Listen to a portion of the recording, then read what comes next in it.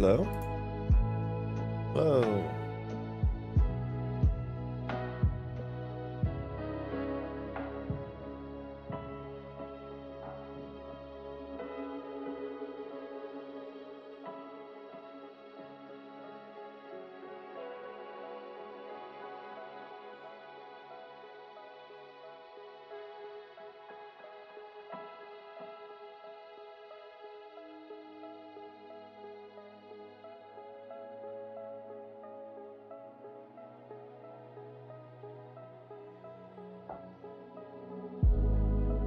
Okay, one moment. One moment. Or fuck man.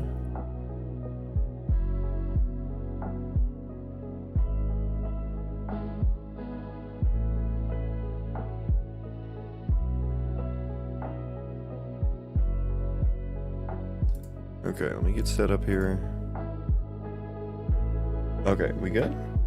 I think we're good. What's the plan for today? Spatial queries. Spatial queries are the plan, which I just kind of got a base implementation in.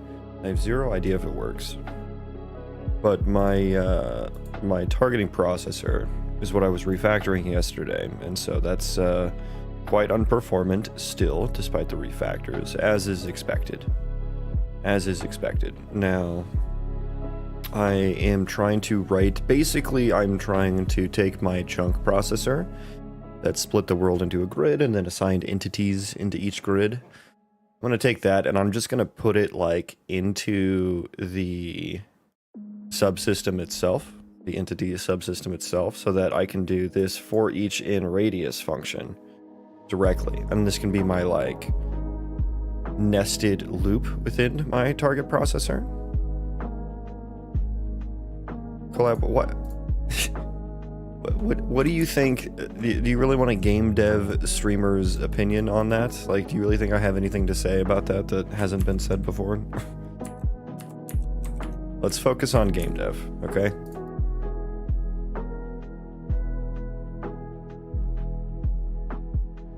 Alright, I mean, I guess let's like just see... Why am I sounding sick today? I don't know. Let's just see if this works.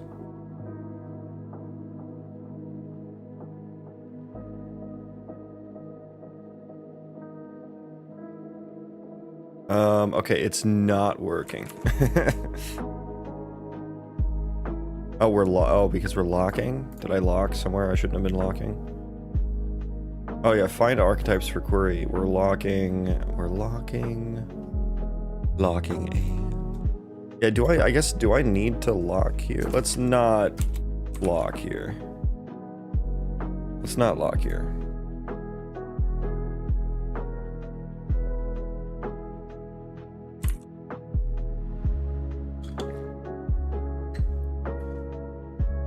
All right.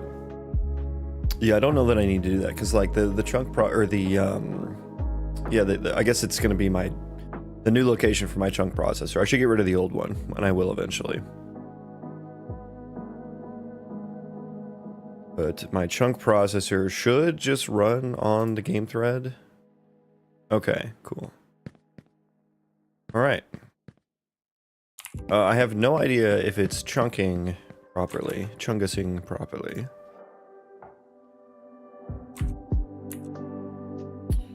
Okay, but it's not crashing, so that's good. It is good. Should I just do a quick, like, 2K test, just to see what's going on here?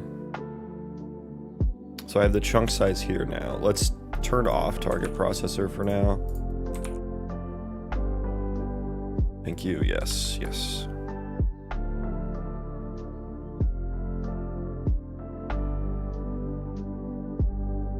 Yeah, let's do a quick 2K test here.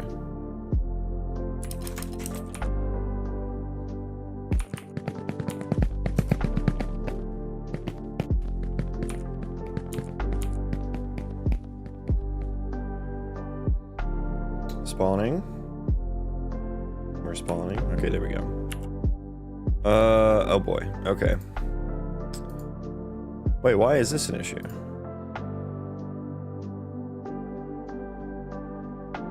Uh-oh. Uh-oh. Oh, do I need to change all this now? I don't have the sniffles. Ooh, do I need to change all of this now? Entity locations. Yeah, I guess maybe I need to change that. I mean, does this have anything in it anymore? I guess it still does. What is my row index? 526. I see my data here, please. Component array. And I'm getting like movement. Oh god, there's so many now. I should really change this ID to be something better, more explicit. Can I get shout out? No. Equipment. It's movement data that is the issue. I guess that maybe is being added somewhere, or has just gotten added.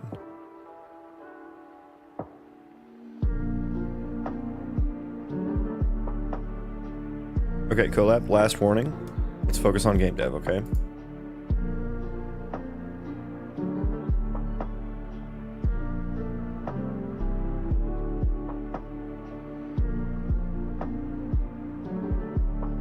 Okay, so, yeah, I guess I have to dig through this and find the, I have to find the move to data. Apparently it does contain that data. Otherwise we wouldn't be here. We wouldn't be here right now.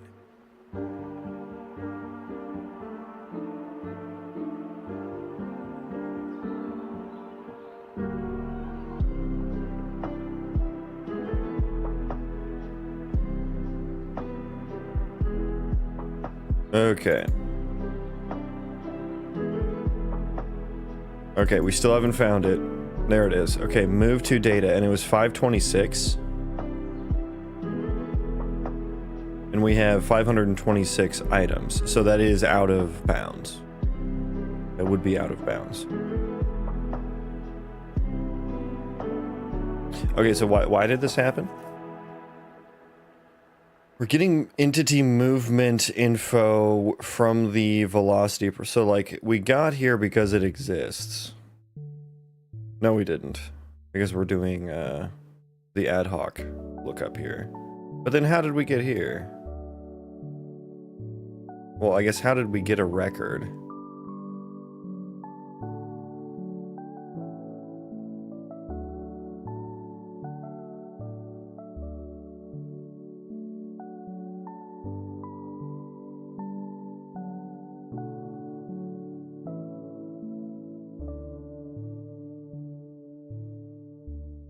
Entity 1152. Row index 526.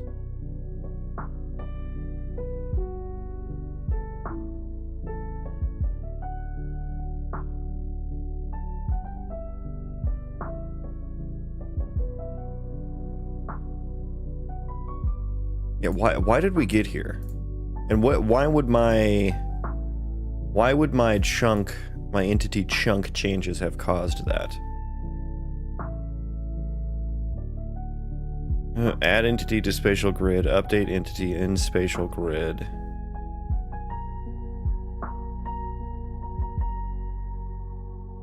Yeah, so that I'm gonna rerun that. I want to see if that happens consistently or not. That shouldn't happen. I am running everything on the game thread, so there shouldn't be, like, it was no thread issue. There's no thread issue there. Let's try that again.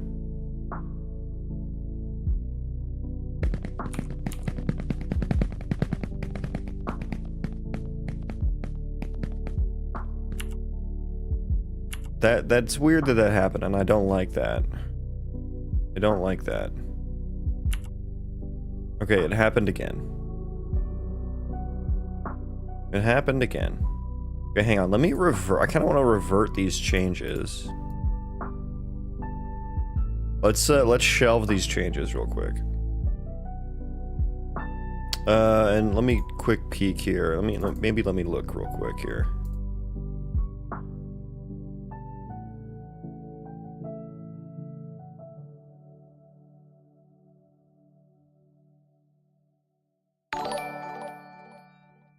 Hey, super chat. Thank you so much. I appreciate you.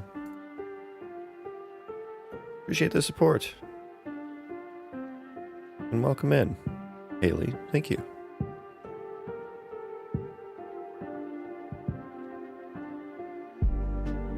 Oh my god, YouTube chat is just fucking... YouTube Shorts chat is just on one today, huh?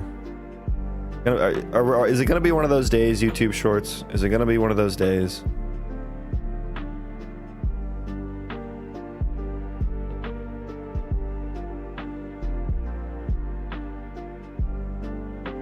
Okay, yeah, I don't see anything that should be causing this. Let me see. I should revert my changes before I start to like look for things that maybe aren't the issue. Spatial grid query. Okay, yeah, let's shelve that real quick and rebuild.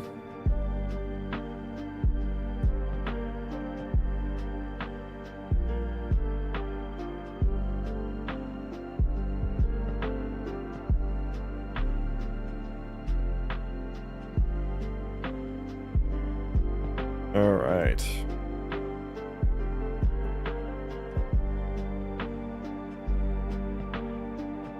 All the little kids are getting the stream. Yeah. Apparently.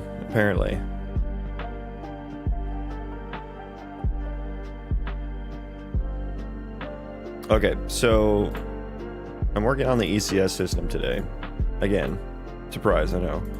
But yesterday I was working on the target processor refactor, which we did some good refactors to it. I split it up, which felt great. And now I want to actually bake in my chunk processor into the entity subsystem.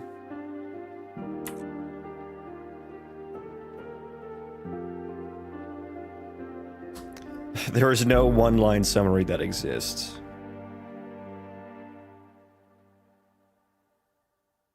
Entity component system? Yeah, that's right. I banned him, yeah. He's talking about pooping his pants. I kind of just like assume that at least half of YouTube Shorts commenters have pooped their pants recently, so I don't need to hear that.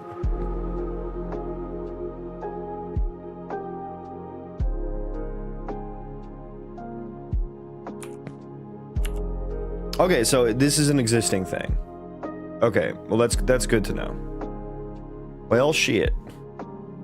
Okay, which one of my changes did this then? Shit. Oh, I just did like a bunch of like renames and stuff like that.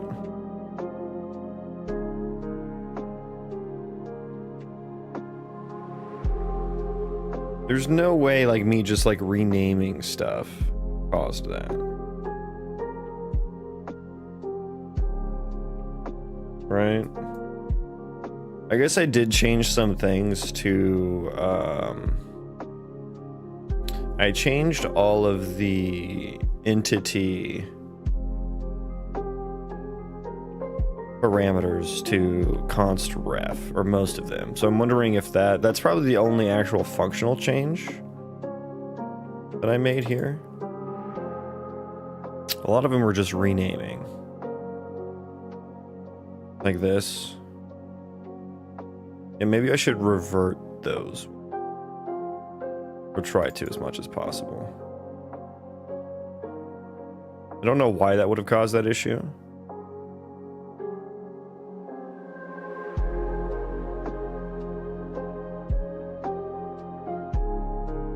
Okay, hang on. Is this fucking on? Is this shit on? Oh, okay, I think I'm sounding that way because my like fucking, hang on, 1 second.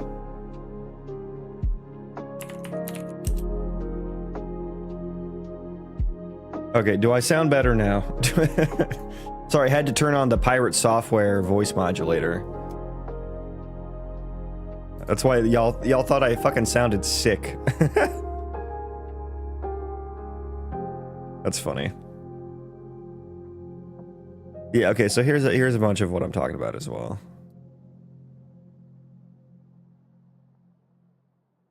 I don't know why the audio settings just like straight up, some days it just like doesn't work. It just turns off.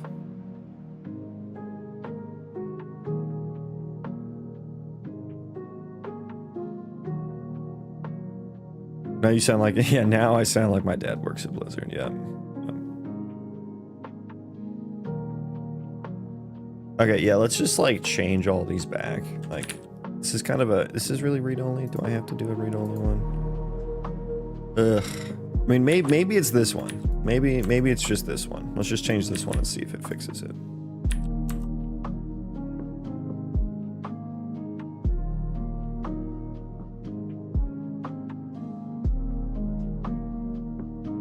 A record. Why would the entity not be in the archetype anymore? It might actually be from like the remove, or rather like the move entity to here.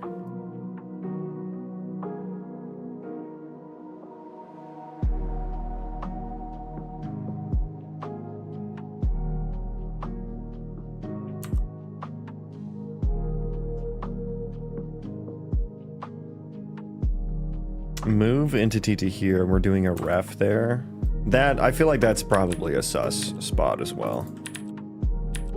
Okay, hang on. Rebuild the rebuild, please.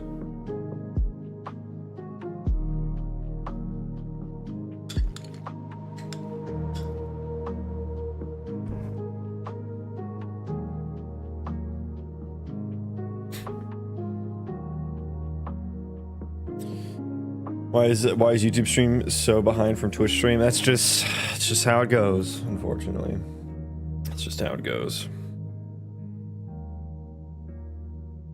I know YouTube runs like a lot of, on the live streams, they run a lot of ML processes to like annotate the videos and stuff. I mean, same things that happen when you upload a video. Like, a lot of machine learning pipelines run on the video.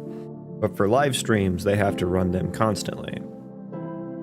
If I had to guess, I would say that they're intentionally baking in a delay to let some of those run.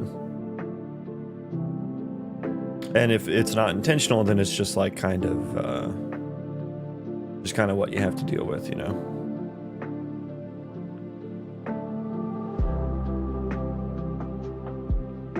What are we working on? Some more changes to my ECS system. Spatial data queries, spatial entity queries, rather.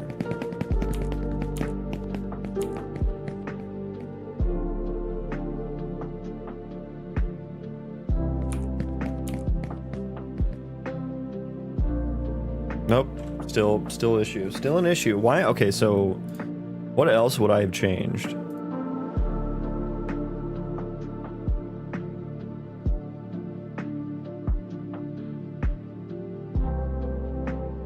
And in here, I didn't change the subsystem at all. No, I didn't. Nope. Well,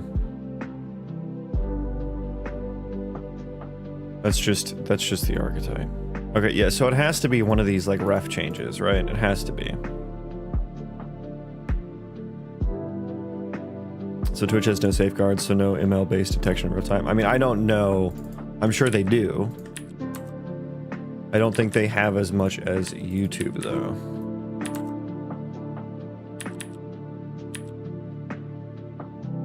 Because I know, like, if you go to like youtube.com and you go to like the gaming page.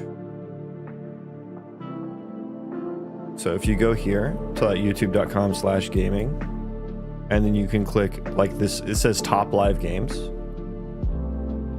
And so you can like click on this and like, it knows that these people are streaming, you know, fucking Dota or whatever. It knows this, even though no, like you don't select a category in YouTube to stream on like you do Twitch. So their ML pipelines can figure out what you're streaming, you know?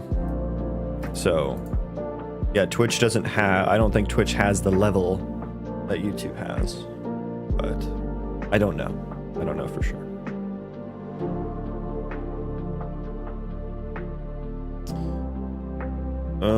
What else do I want to do here? Add entity data. Yeah, I guess just change from, I didn't think these refs would have any sort of impact, which is kind of crazy. I'm the most sane stream you've ever gotten. Yeah, judging by the YouTube, I think YouTube Shorts commenters just kind of slowly drive the streamers, you know, more and more brain dead. I feel like that's all I want.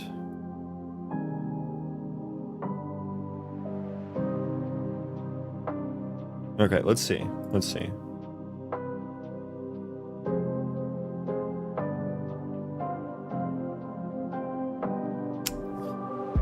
Okay, let's rebuild. Hopefully that just fixes it. If that fixes it, I'm never gonna change those to refs again. It's so strange. That shouldn't have a difference. I feel like. That shouldn't have a difference.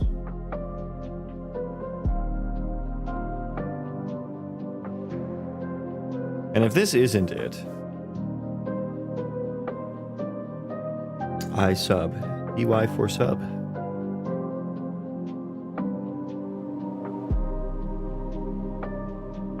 Build debug data probably doesn't fucking matter. Either just get entity data BP or get all data. That's all like debug. I don't use that for any kind of actual processing.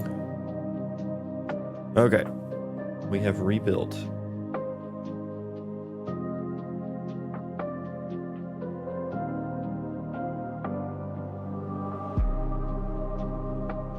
Is this game dev? It is indeed. It is indeed. I'm working on an ECS system today. I was trying to do spatial queries, but then we encountered a bug, so we're trying to fix that bug here. And it's a recent bug. This didn't used to happen.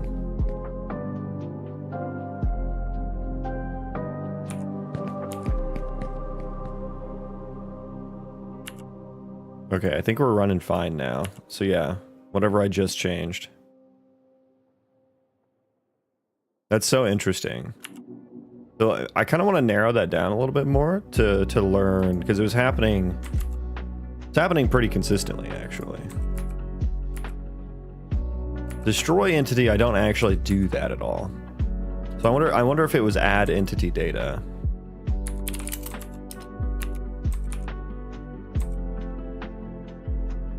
I bet it was add entity data.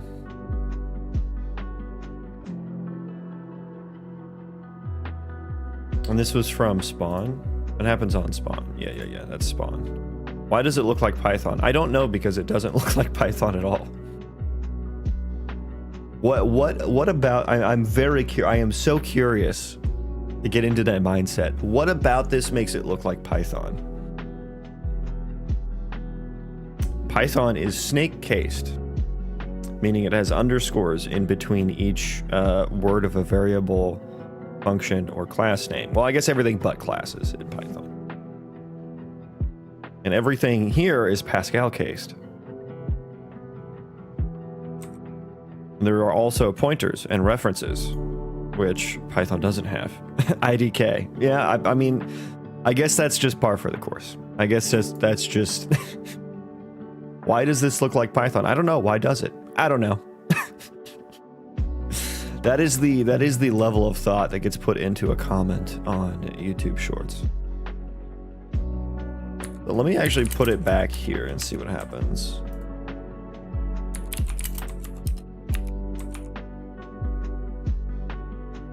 Actually, you know what? Fuck it. It works. I don't want to fuck with it. I don't give a shit anymore. We're just gonna commit it. Commit that. I'll say change back to non-ref f entity params to fix weird crash Well, let me be more specific in case I need to look back on it. Thought a whole team was needed for a game. Yeah, probably. To fix bug where entity data. What was it? It was specifically...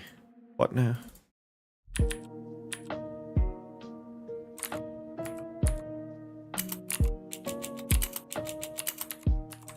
Where entity data... I'll say where archetype record. I mean, I don't really know what the issue was that the data wasn't there. Data was not in archetype. There we go. Okay, we're just commit and push. I don't want to deal with that today. Don't want to deal with learning that. Okay, let's do spatial query things. Yay. Now I have to fucking merge conflict my changes in.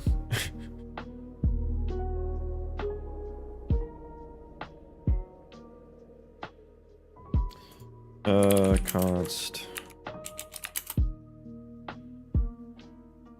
Yeah, that's good. That's good.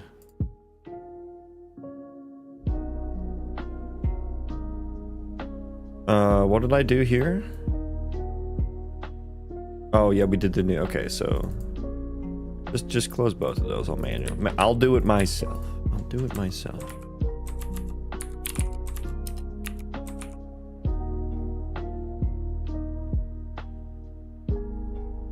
Okay. Yeah, give me all that. Okay, apply. Okay, do we have the changes? Okay, let's rebuild now.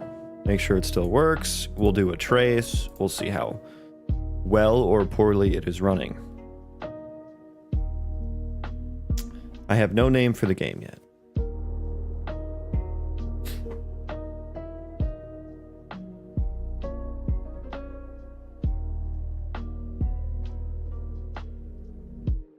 Python programming. No. No. I don't. Oh my God. It's always the people who have zero understanding that are just like, this is Python. Like, and you know what? I don't expect everyone to know what language this is by any means. But it's just like, some people come in here and ask, hey, what language is this? Fair question. Absolutely fair question. I will answer that.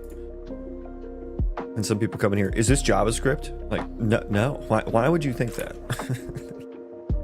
I think Python actually, I'm thinking Python is actually the worst one. Because Python is specifically snake cased. Like, I don't think I've seen Python that hasn't been snake cased. Yes, I am beginner. But then why would you think that it's Python? Like, if you know that you're a beginner, you shouldn't just assume everything is Python. You should assume that you don't know very much.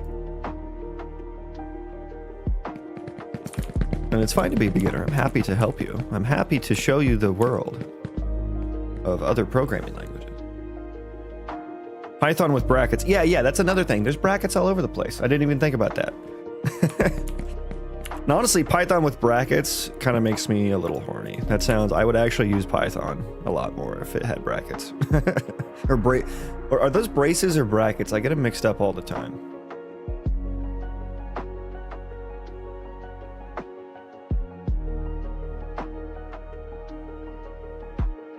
C++, bro, Unreal Engine goes with C++. Yes, there you go. There you go. That is correct. We have a winner. We have a winner. Okay, we've been tracing. Let's stop the trace.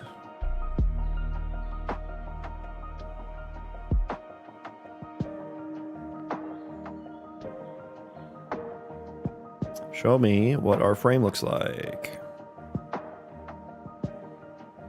Process entity chunks for 2K is happening in 83 microseconds. Okay.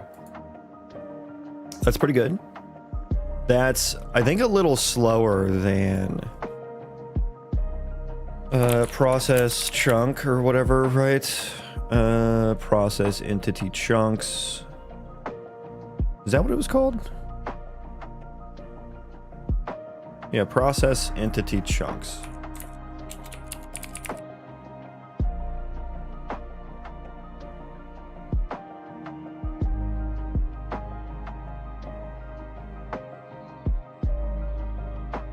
Okay, so median 0.08.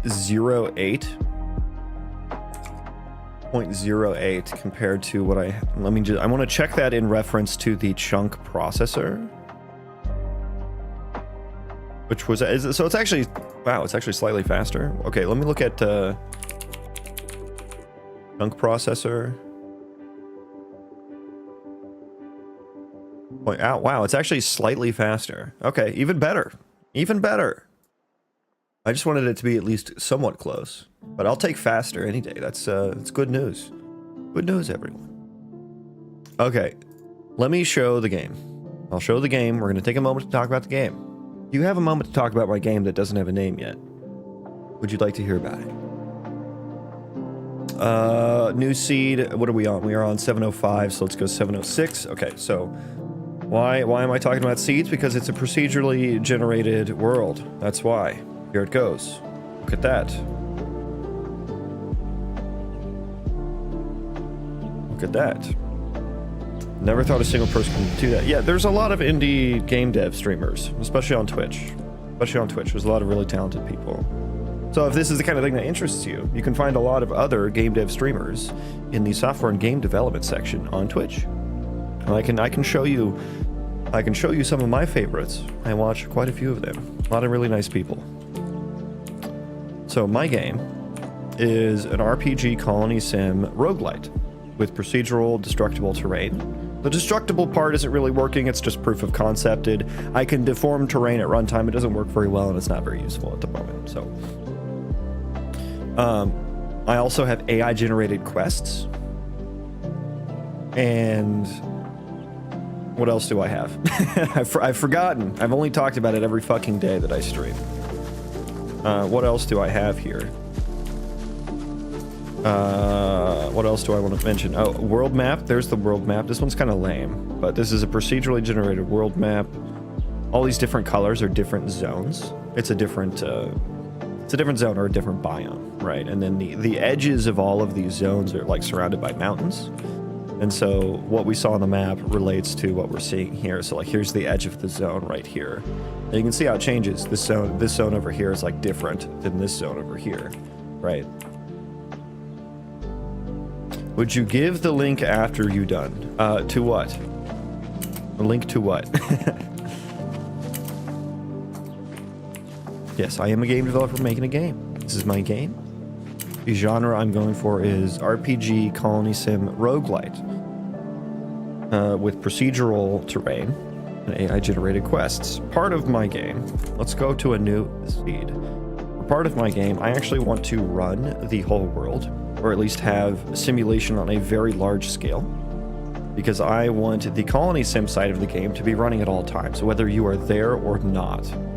And so a lot of Colony Sim games, they only do like a local simulation, right? They don't like simulate the whole world. And so they've either fake it in some way to where what you're seeing your colonists do on screen is not actually real and there's just some equation in the background. Or they stop the simulation when you're not around or something, you know. There's a bunch of different techniques you can do, sphere of influence type stuff. But I want, if you build a colony here and then you run all the way over here, I want that your colony to still be running, and if you've sent guys out to the forest to go chop trees or something, that they actually have to run over there and chop those trees and bring them back. And if there's any like wolves or bandits or whatever in the forest, what have you, then they will get attacked by those enemies. And they could die. And that's on you. Right, and hopefully that just makes the world feel alive and well and dangerous. I want there to be other like NPC ran colonies that create different factions in the world that you can interact with and potentially have some politics with, trade with, you know, they attack you, you can attack them, that kind of thing.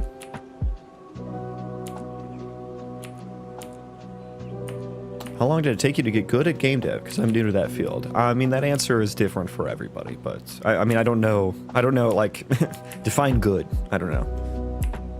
I mean, I felt like I had a good understanding of the engine, of Unreal Engine after, I don't know, a year and a half, you know? but I'm always learning, so I don't know if like there's a threshold of goodness, right? What platform will this be on? I mean, I'm pretty far from launching anything, so no decisions made there yet. These are all placeholder assets. These are all just like free assets that I picked up over the years. So this is what game? It's just my game that I'm working on. It doesn't really have a name. The name is just my project right now. It is an RPG Colony Sim Roguelite with procedural destructible terrain. And I suppose I can show off some Colony Sim things here. Let me spawn myself a colonist. Hello, sir. Hello? Who are you? Linux Riverstone. Join my colony. Okay. Let's build some things. So I have a little building system. I'm going to put that there. These are all neither. I didn't make them, nor did I buy them. These are all free for the month. Things that I picked up over the years. Okay, so I just told him to go construct stuff. I said, go construct buildings anywhere. And so he's like, okay, there's a building here. I'm going to go build that. So he's building my little container here. Here's my little container. I'm going to say, hey, you can also, what do I want to say? Forage within radius 25 meters. So now he found some mushrooms over there that he's going to go snatch. Snatched. And now he's going to go put them back into the colony storage that he just built. Can you get slaves in this game? Well, yeah, the indentured, yeah, yes. There will be slaves. RimWorld is one of my all-time favorite games. And so I will be taking a lot of inspiration from RimWorld. So RimWorld, there are slaves. So I can also just do things like, I can just like drop some stuff on the ground. And he will pick them up. I can tell him to haul. Like, he just watched me, like, drop a bunch of shit on the ground. Now I'm about to tell him to go pick it all up. I'll be like, hey, haul. Go haul things. Yes, good. Good. He is picking things up. Now he's putting them all in there. There's one more over there he's going to go grab, too. Yeah, now this chest has all that stuff. It's got the mushrooms that are in there. He's got like food and hunger values too. So once he gets hungry, he will come here and he will grab some mushrooms from colony storage. If there's none in colony storage, he will then start running around and trying to find some in the world. I've been working on this for about 3 years. Are you a freelancer? Do you work sometimes in a company? I mean, I have a job. I don't work in the game industry at all. Nor do I want to. So this is just kind of hobby, free time stuff. What inspired you to make this? Just playing video games for all my life. Yeah. So that's all the Colony Sim things I have now. I have AI generated quests as well. I can, I'll generate a quest. And while it's generating, let's read about Linux Riverstone, a 22-year-old male human shaman who is aggressive and none. Linux's childhood was marked by a profound connection to the spiritual realm, often experiencing visions and communicating with spirits. His insights are unmatched, but his aggression often gets the better of him. So do we have the quest? Yes. The Tainted River is the quest that we've got. My name is Lachlan Earthscard. And so he says, Earthscard, eh? You smell of the wild, a good sign. But the wild is out of balance. The river, the very lifeblood of this valley, is tainted. The spirits, they scream in torment. I ventured as far upstream as I dared. Something dark and unnatural is clinging to the water, a blight that feeds on the life force itself. I need you to travel upstream along the Riverstone River. Yeah, and so I got like a little quest log here. With some, this is like what goes into your quest log, which is like worded from the perspective of the player. And I've got different like encoded objectives, right? So, and this is just I just basically received a JSON object from the Gemini API after passing it in a bunch of stuff in the prompt. So, yeah, they're not really completable yet, just kind of like a proof of concept at the moment. English or Spanish? Well, I'm not speaking Spanish at the moment, so I'm gonna go with English. Yeah. Thanks for the subs, guys. Appreciate you. And welcome in. Welcome in. Welcome to the channel. There's gonna be like, kind of like some survival light elements as well. Every colonist will have like a skill for like construction and foraging and tree chopping. And what I'm showing here is the dynamic tree chopping. And so the mesh actually gets like edited at runtime and deformed at runtime. And then I just got some wood from that. Then I can like, ow, I can keep chopping. I can keep chopping. And yes, this is in C++. Do you use AI sometimes? You're worried it will mess up your code. I do use it sometimes, but that's the key, sometimes. I don't use it very much, and I also understand everything that the AI outputs before I use it. I don't just blindly copy things, and I don't blindly let it make edits to my code. I don't vibe code. That's vibe coding, right? When you blindly allow it to do what it wants. Will the axes be destructible? Yeah, so there's going to be durability, but they're not going to like, it's not going to be like Breath of the Wild where they like just straight up break, you know? At least I don't think so.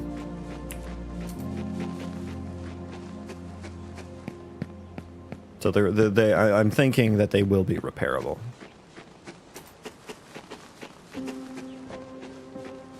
I am a self-taught developer, yes. So college, bona fide college dropout here.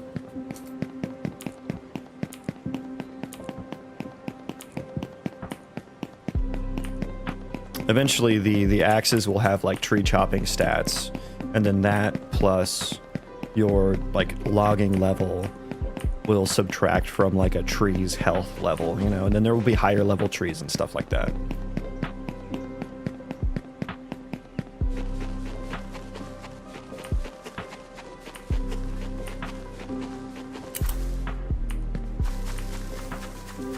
So yeah, that's a little bit about the game and the world. I guess the game's, if you could picture like Vanilla WoW plus RimWorld plus Hades, that would be like kind of what I'm picturing in my head. Which is kind of a weird combo, I know. I'm not sure of another game that has tried to combine those genres. Yeah, plans for romance/drama options for interacting with NPCs. Romance would be pretty low on the list, but that would be like an update kind of thing maybe down the road. But that's pretty. I do plan to have interactions with the NPCs. Like that's going to be a big part of the game. What is this?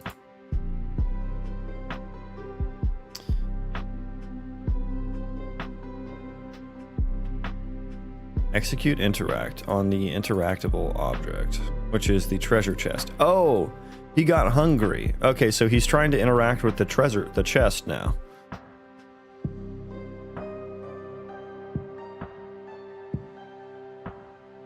And what's it saying? Like it's saying that it's not valid? Why wouldn't you be valid?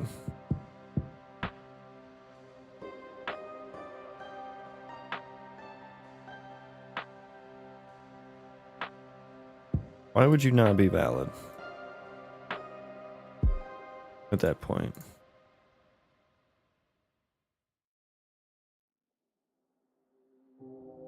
You're not like getting garbage collected or anything.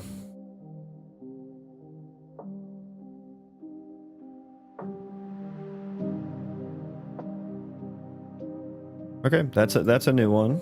That's a new one. Handle pickup item action. So that would have been in blueprints. This would have happened from blueprints. And then let me look at entityutils.cpp. Get inventory entity data. Get entity data from context. Interesting. What's the story your game is telling? I don't really have any specific lore or story in mind yet. But it'll be quite sandboxy, so it'll kind of be up to you as to what story you want to tell.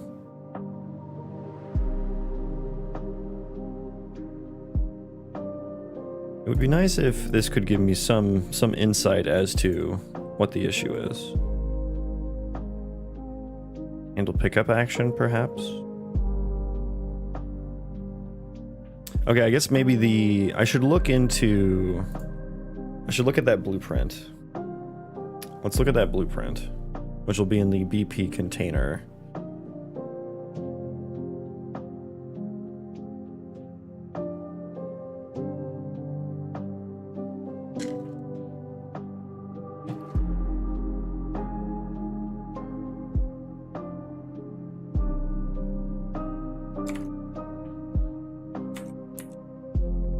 Okay, let's look at BP container.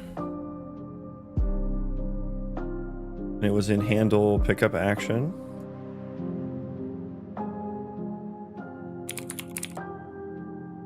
Handle pickup item action. Oh, I'm literally already looking at it. Okay.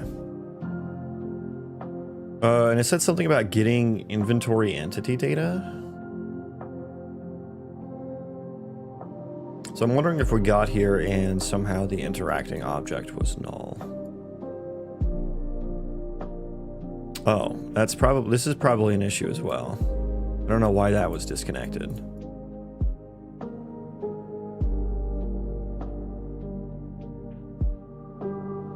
Let's write a quick branch in here to test whether this is valid or not, just to make sure that we'll put a breakpoint here. Breakpoint there, just for next time. I'm not too worried about it right now, but just for next time. Right now I'm working on spatial queries. I guess now we have some sort of spatially located entity archetypes. So I should probably change my target processor to use that rather than doing the entity query here. So from within here, I need to do a subsystem for each in radius, and then I need some data, which I guess I need faction data would be one, and then also tag data. So that would be, we would want to go const f entity, or f, what is it? What did I name it? Gameplay tag entity data const f faction to make sure that they are attackable data as well. This is a read-only processor too. Scope name can be view target processor for each in radius. Yeah, that's probably fine. And then here we want we would need to pass in the radius as well and the origin. Okay. Yeah, so this is new. This is new for me. Origin would be the location data. Location, that's the current entity's location that we're iterating over, and then the aggro radius there, yeah. And then I wrote the lambda incorrectly. But then we get here, so let's pass in our component pool thingos. First it would be entities, then we go const t component array, no, not location data, gameplay tag datas and faction datas. Beautiful. Now I also want to add faction datas to the outer loop as well, so we get the current entity's faction entity data. I don't need to add that here. Faction datas, beautiful. So we can go const f faction entity data, there we go. Faction data, location data, and then from within here, I suppose, is when we'll need to just grab basically this. Pop that in there. Pop, lock, and drop it, as I like to say. Okay. Targetable. Why is... Yeah, so we're not iterating over a targetable anymore. Which means we'll want, instead of new target, we're going to say f my entity. Or I changed it to just entity. New target entity. So we'll name it. The second coming of ECS, that's right. That's right. And so continue needs to be returned now. I'm going to change that to return.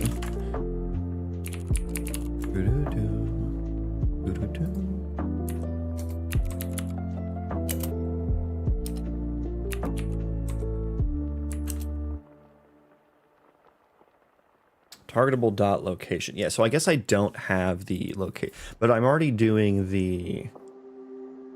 Am I already doing the... No, I'm not. Okay. Should I do that in here? No, probably not. Probably not. So I would want the location data here too.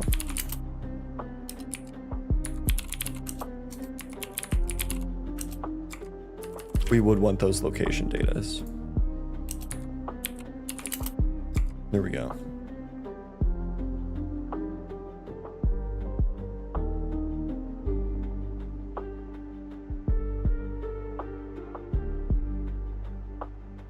Okay, we need to capture location data.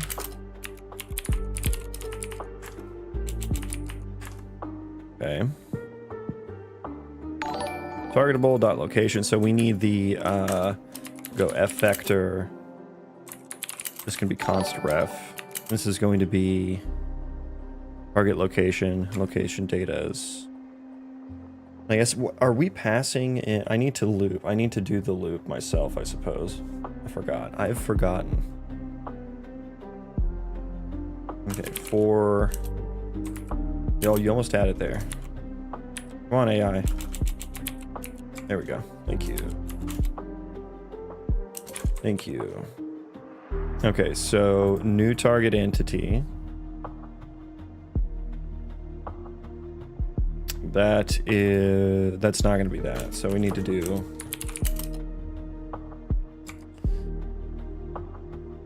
targetable entity.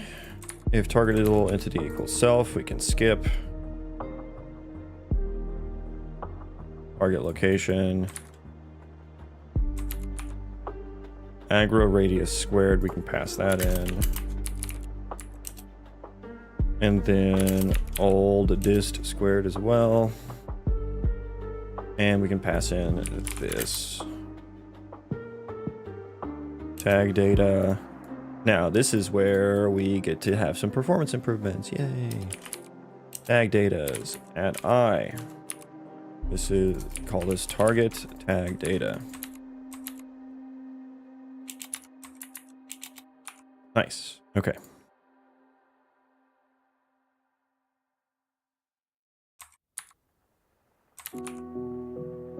Targetable entity, new target entity equals targetable entity. Wonderful.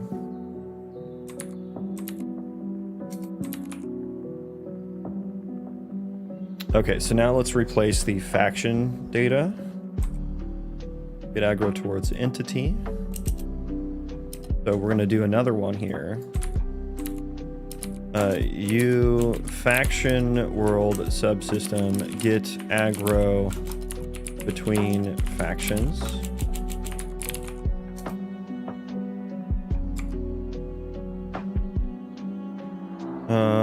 Faction A, blah blah blah. Let's do const ref here.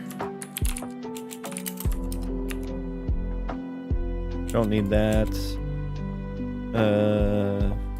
If it contains it, return it.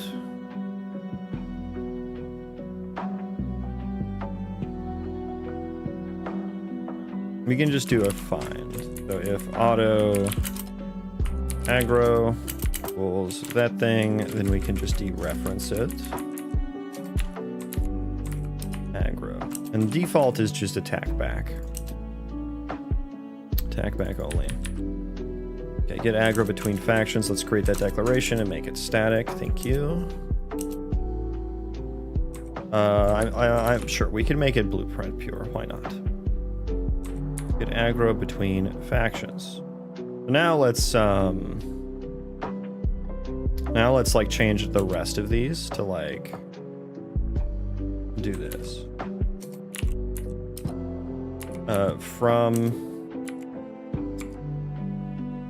And let's rename that to from faction from faction. This is going to be to faction. To faction.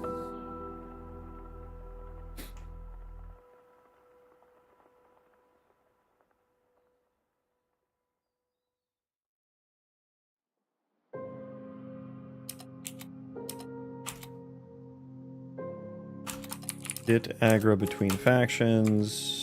There we go.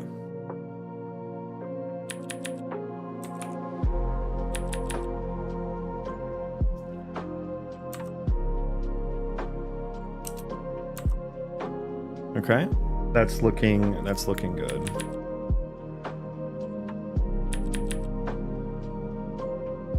looking good. Okay, so now let's use this get aggro between factions here within our starting processor.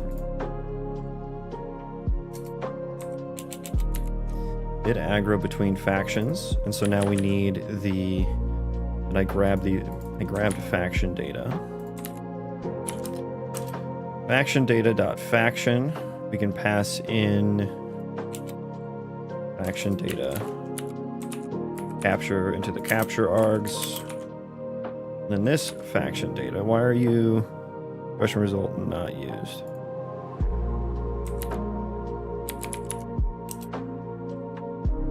What do you mean, brother? Oh, because it's being weird. There we go. Okay, so now there are no ad hoc lookups happening within here. Oh my goodness, I can't believe I've made it. Can we rebuild? We will need to rebuild and test that out.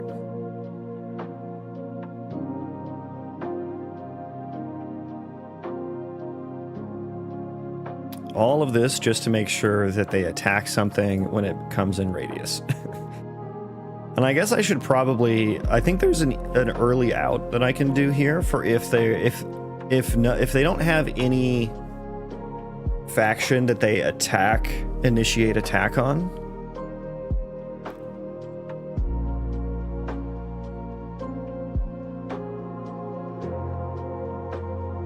And I can get more complex with this logic, like, because what I used to have in the past was the green guys would only attack back only towards all other factions, and the red guys would initiate attack on the green guys.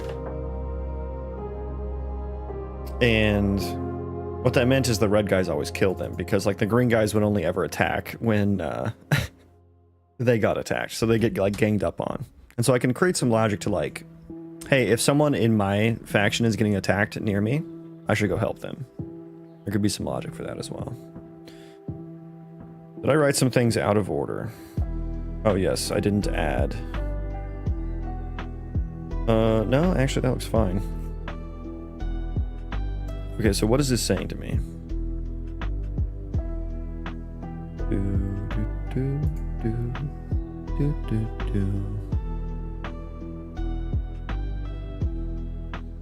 Oh, I'm getting indices. Potentially matching entities. Okay, interesting. I am getting the indices and the arrays. Okay, so I'm getting an array of entity indices. Interesting.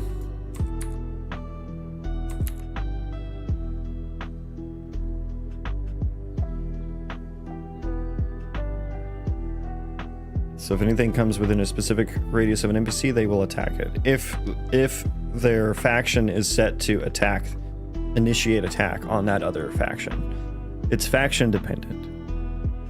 Okay, so I don't have the entities.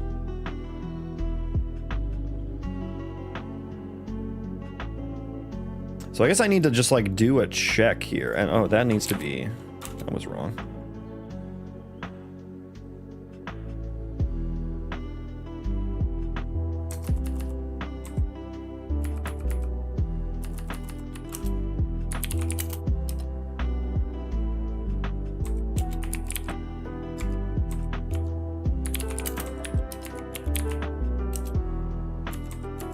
Targetable.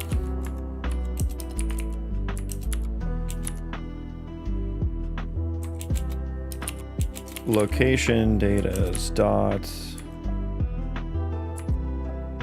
num operator data. So wait, how can I get the actual entities from this? Let me look. T component array. Yeah, so what the fuck am I supposed to do with these these indices? What was I thinking? What if multiple entities come into the radius? Well, whichever one first is in the radius is what they'll attack. The closest one. That would rarely ever happen in a single frame, but...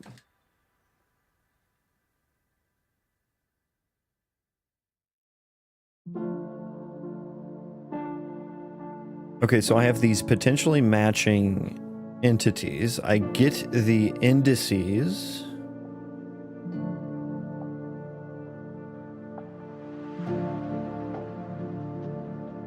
So it's like the indices of the archetype.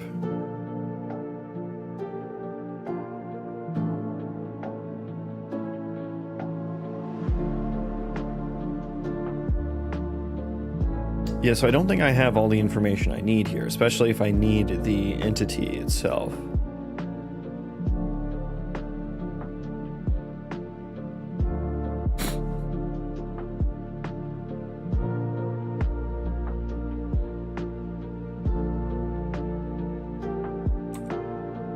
Entities by archetype.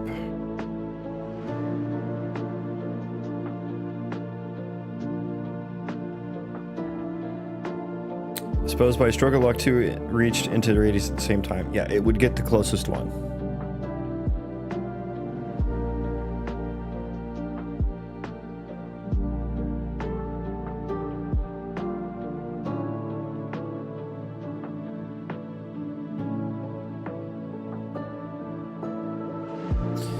Yeah, so the chunk I don't think has enough information here for me. I have the row indices in that chunk, or in that archetype. So I would need to actually pass the archetypes here to even do anything with that list of indices.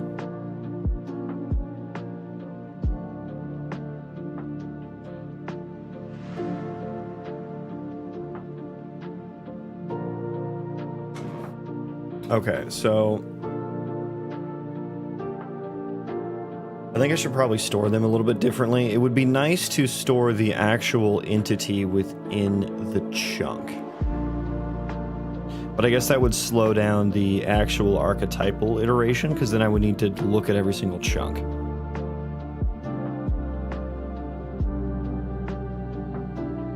Dear Unreal Engine 5 devs, it has come to my knowledge that your software fried my 3080 trying to run a game at 60 FPS. What game?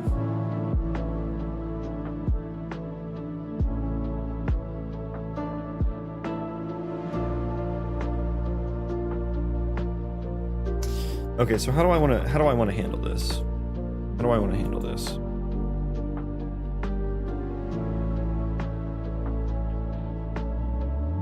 I have the indices with it. I guess I would need to like build a list of entities.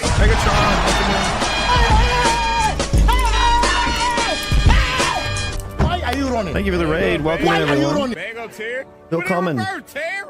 Put it in reverse. How's your stream?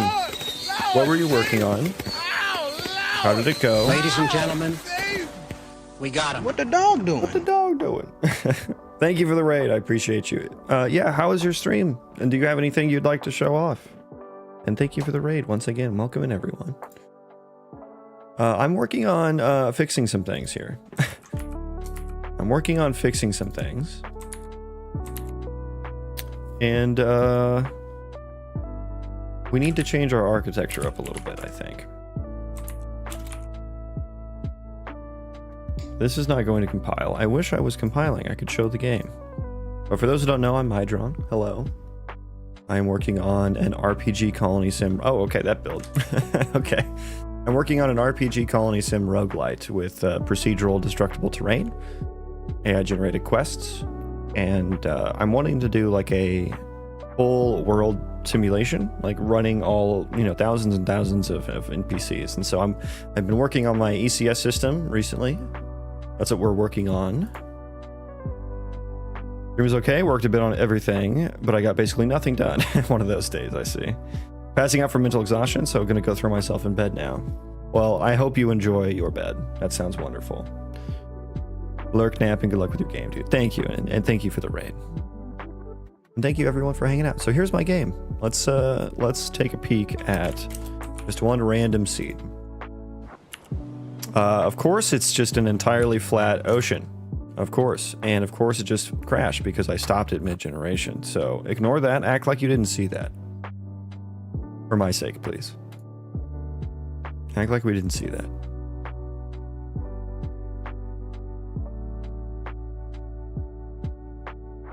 So that was a bad seed.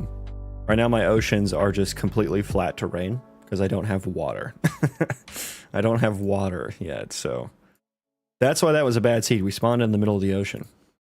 708. Okay, 709. Seed 709. Please be a better seed. There we go. There's a better seed. Okay, so here's my procedural terrain. Dark medieval editor. Yeah, like I installed some asset pack and it like changed my splash screen without asking me. And I've just been too lazy to change it back. So yeah, it says dark medieval editor. Yeah, this is my procedural terrain. Look at it. We've got different zones here. So these mountains are like borders around the different zones. And so this is like one zone, this is another zone, this is another zone, and then actually this one over here is another zone. And they each have different terrain noises. Like this is very like sharp, craggy rocks. And then this one is kind of like not so sharp and craggy, but we still got some mountains and stuff like that. This one's very flat. This is my meadows biome as well. My meadows biome. Got some flax, some sunflowers, there's some hemp around here somewhere. There we go. And this is like some really high altitude terrain here. And we've got underground caves and stuff as well, which was a giga pain to get working, but pretty sick now that we do have it working. And here's me. Oh god. Here's me, and here's the world map. Here's the world map. So each of these relate to the different zones I was pointing out earlier. So each color is like a different zone or a different... right now they relate to the biomes, but I only have 2 biomes right now, so they're not that much different. But this is... they each have different names. So like if you look up here as I hover over it, it'll give you some information. So this one's called Warped Forest, Sandstone Bluffs, Serpent's Maw, Karakoram Pass, the Forgotten Graveyard, the Plain of Air, Scorchvale Canyon, Brackish Sea, the Land of the Trolls. And so those are all just like AI, like purely random, just AI generated zone names. And thank you for the sub, my dude. Welcome in. Thank you for the sub over on YouTube. Nice that you also have generated caves. I can imagine the pain. Yeah, I had to write like an entire... Like, I had to write this entire voxel area algorithm here. So like if I like do that, I create this area and it follows the terrain. Like these voxels are just spun up on the fly when you're like building the terrain, or building the area rather. And I had to do this because of the fucking caves. Like I wanted to create areas for you to like be able to say like, hey, go chop trees in this area, go store things in this area, you know, go forage. And there's like different, you know, tasks you can toggle on for it and stuff like that. We'll go pink. Actually, Megatron was purple. We'll go purple. Her name is Purple on Twitch. We'll go purple. But this is to like, you could say, hey, you know, and you can even say like, hey, just stay in this area to a colonist. And I needed to do this rather than just do like a bounding box or, you know, and then just put some decal on the ground, because with the caves, like they're like, if I, let's say I did that on like the side of a mountain. If I just drew a box on the side of a mountain, I don't know if I can actually do that with this. There you go. So if I just did this box, you may also be unknowingly selecting a cave that exists like right here. So I had to make this like walking voxel algorithm in order to make sure that doesn't happen, because I wouldn't want you to like send your colonist accidentally into a cave that you don't know about that might be dangerous to like go forage things or something, you know. And I have some dynamic tree chopping, and like eventually I'll have like actual skill levels for everything, like construction and logging and foraging and mining and all that. But I do have some, it's like these are dynamic mesh components, so they actually get edited at runtime. Ignore the materials being mismatched. But yeah, that actually puts some wood in my inventory there. Then I can use that to like build and stuff like that. And for my building system, you'll actually need to like bring the resources there and spend time building. And that's to just like kind of facilitate the colony sim side of things. So you can actually send colonists to do that for you, which I can probably show.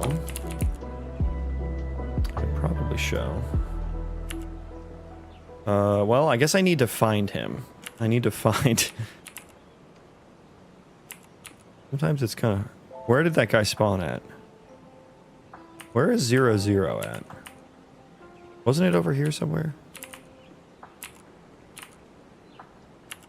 Is he over there? Okay, we'll find him. Let's go find him. Oh, is he in a different zone? Oh, he's on top of the mountain. Oh, is he gonna come down? Well, it's too steep for him to walk on. Okay, spawn me another one that's closer, please. Please spawn me one. Oh no, also on top. Oh my god, it's spawning all of them on top. Stop. Bro, I have a serious question. Oh no.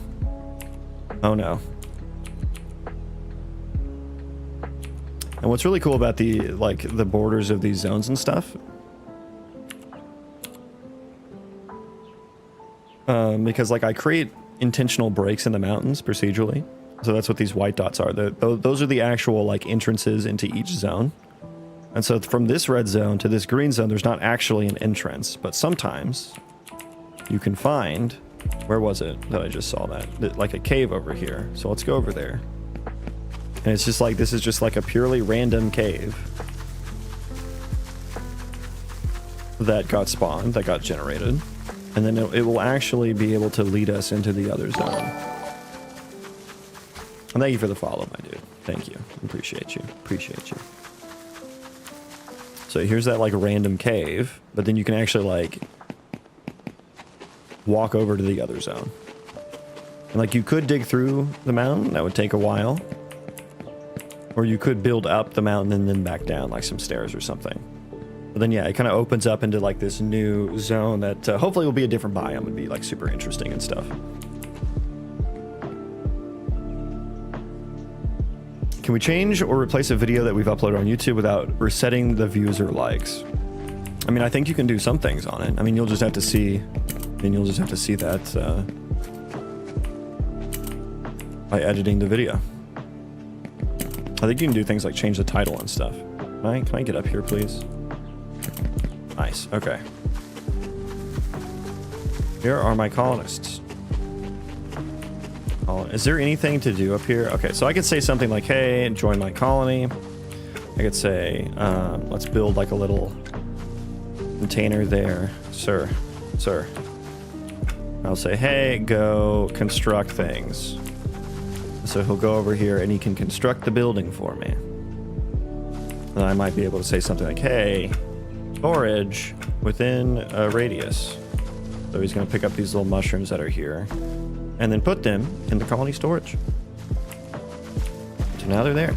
So there's just like some of the colony sim tasks that I've gotten complete now.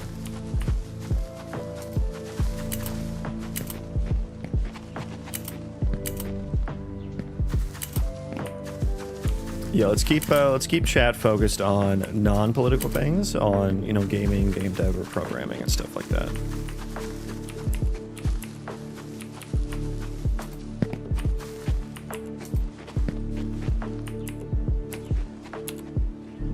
So yeah, we can check out some more seeds. Maybe a couple more. So that was seed 709. Let's do 710. This is a nice seed. I love this. Like, look at this nice mountain that we got generated here. Like, I think this is some of my favorite terrain noise.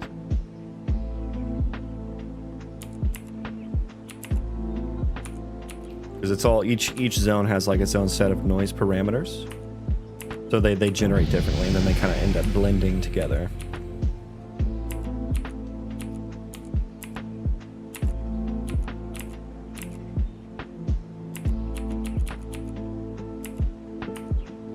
And I am in the shadow of that giant mountain. How have things been going? They've been going well. Thank you for asking. And welcome in. But over the past, going on 3 weeks now, I think, I've been working on the ECS system. Which is just it's like a data-driven architecture to like efficiently run like thousands and thousands of entities. And usually I'm saying that because usually I have things spawned that I can interact with, like some colonists to recruit and some enemies to attack. So nothing super exciting spawned at the moment. But yeah, I can switch over and show that a little bit, I think, if it runs properly. What do we have? We're spawning. So we did have 2000 at 60 FPS. And right now I've just put everything kind of naively on the game thread, just focusing on the raw iteration speed comparisons. And so with parallel processing, I should be able to get way above 60 FPS with what I have here for 2K entities.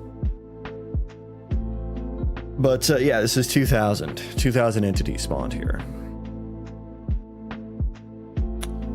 What's the benefit for having meshes deform at runtime? I would think that might be CPU intensive. I mean, I showed on screen, there was no, there wasn't really that bad of hitching that happened, so it's not that performance intensive. But the real benefit is that you can be a programmer with no art skills, and you don't need to make a separate mesh for unchopped tree, half chopped tree, and fully chopped tree and stump.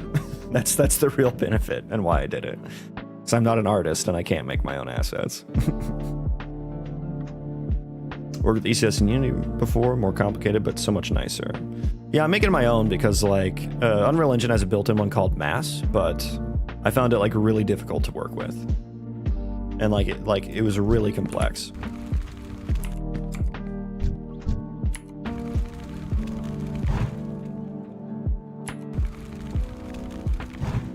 God, how did I target one that was that far away? Here we go. Oh Lord, he coming. He's coming. It's a little laggy right now with how many that we got. It'll be smoother.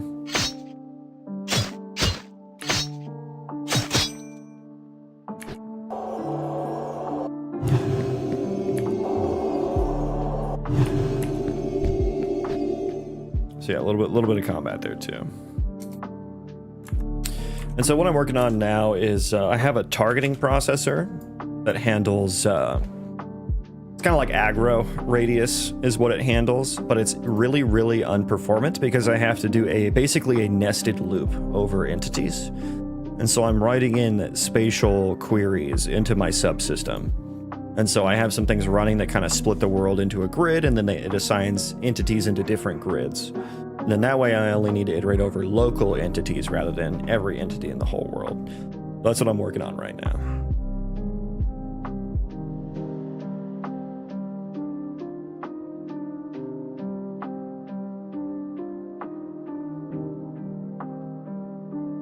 What do you use for the AI behavior trees with EQS? Oh God, no. That would be, I would only be able to run like 10 if I used behavior trees.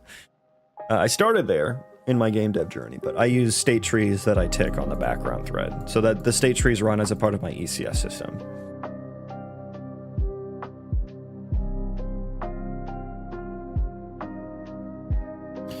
Okay, and so I need to change this architecture a little bit. So I did like a first pass at the spatial queries, but I'm realizing that like I don't really have enough information here. So I kind of need to like, the way I'm storing it, an entity chunk is just like an archetype, an entity archetype with the indices of that archetype that exist in the chunk. So I kind of need to,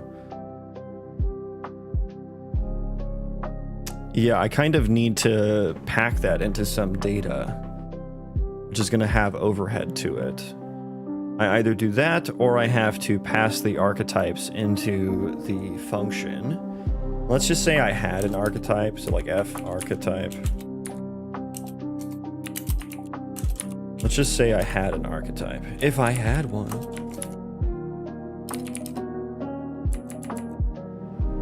Okay, so I would be able to get an entity at an index.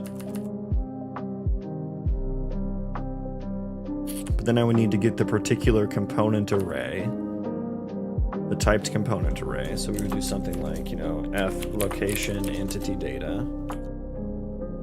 And are you mad? Yeah, it might not be initialized. You are correct that it's not initialized. Auto is like component array. And so we would do something like component array, comp array, and then I guess I would have to just use the accessor on archetype. Get entity at index.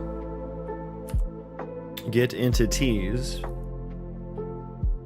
Because I need the index that a certain entity is in the array.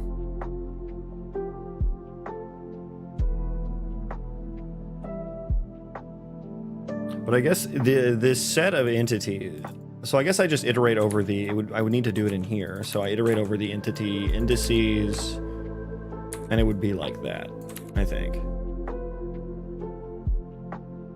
In which case I already have it. Do I have the information I need? The only thing I don't have is which entity it is, I suppose, actually.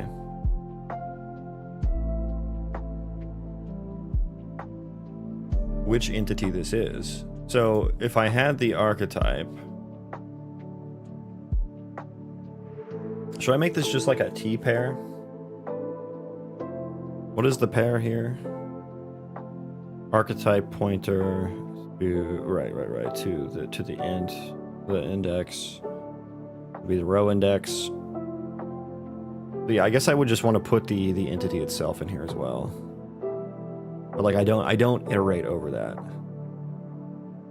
And I guess that's kind of it, like not everyone is going to need which entity this is. But I just pass it the whole archetype so I can do things like this. I think I would probably just need to pass the archetype, yeah. Honestly, just pass this whole object is honestly what we should do.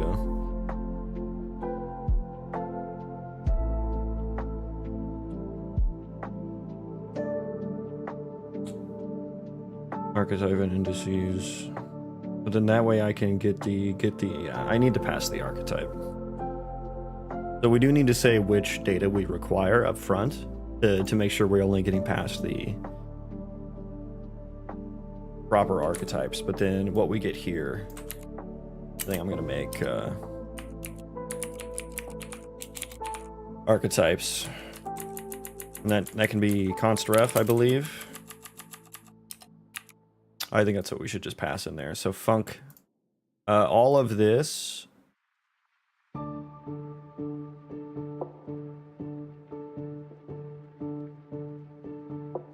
Honestly, yeah, comment all this out. And then I'm just gonna go function, eventually matching entities. That's really it. And so I guess that's going to be, there's going to be one per chunk.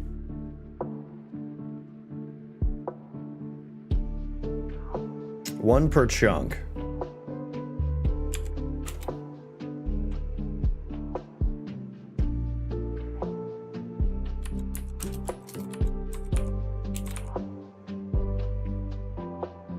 That's not very cache locality though. Like that, like the big point of an ECS system is that it focuses on cache locality, which means you want like really tightly packed data. So whenever you access that data, the processor will actually fetch all the data next to it. And what you're hoping for is that data next to it is data that you're going to need anyway. So that's why it's like super performant and stuff. But if I'm just doing it spatially, we're kind of going against that.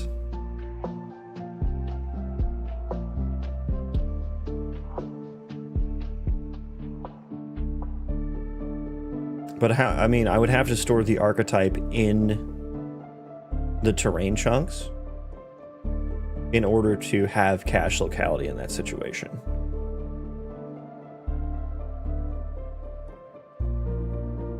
And if I did that, that means that my non-spatial queries would need to iterate over every chunk that the entities exist in, which is going to be a lot in the full world. And tabulate all of the archetypes, which is going to be, just going to be very inefficient for regular queries then, because that cache locality is going to be awful. So I guess I either have to duplicate the data for both situations, which feels bad, right? That's just taking up more memory that I don't need, or I just sacrifice some. I guess we'll just see how well this runs. I did write down how well it was running before, so we'll see how well this runs first, I suppose.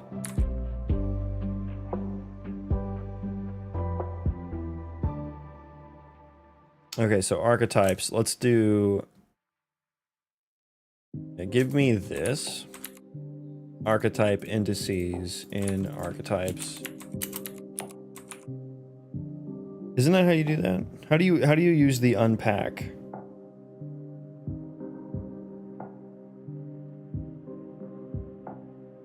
It's not accessible.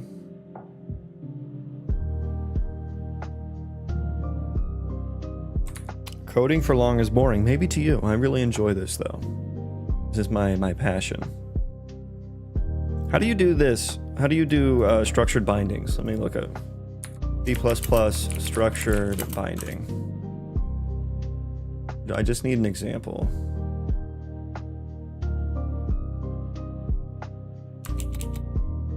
Why can't I do that?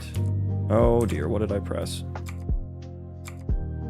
I pressed whatever the hotkey is that like minimizes fucking everything. Where is my other screen? I have that one.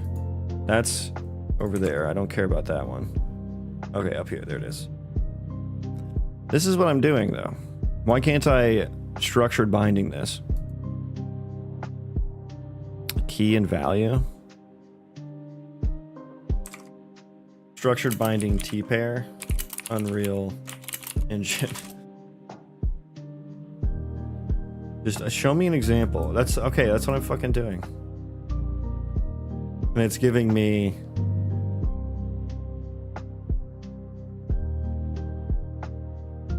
It's not accessible. I don't really use AI that much. Okay, so we're just gonna do this.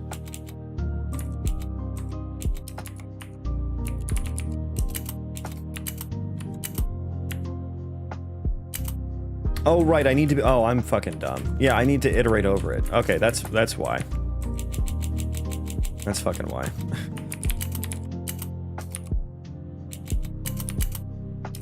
Archetypes. So then we go archetype indices. There we go. Yeah, okay, that'll do it. That'll do it.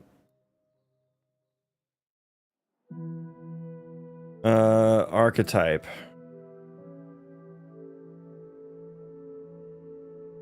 So we're gonna do here the entity F entity is archetype.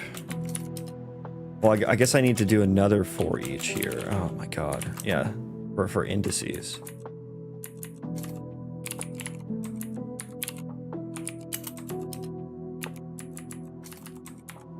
The nesting. The nesting is nesting. Archetype get entity at index. And then archetype get component array. I hate how nested this is. Get component array. F location entity data.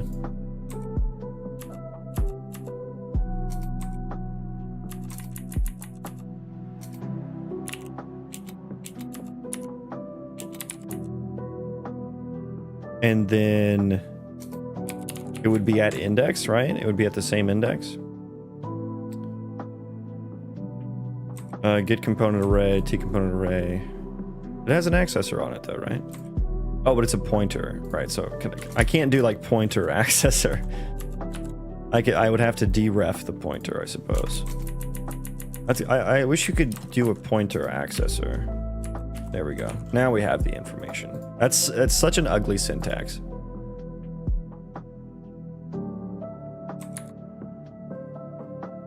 Okay, but that's the location.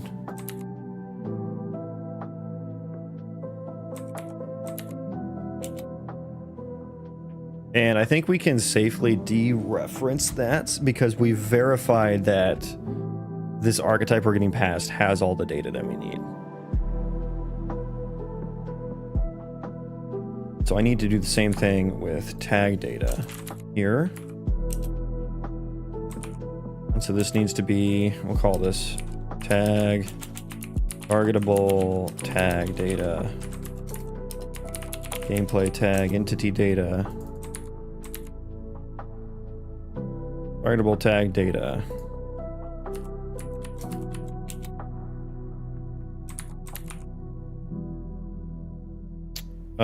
F gameplay tag entity data. There we go. Okay, so that's all wired up.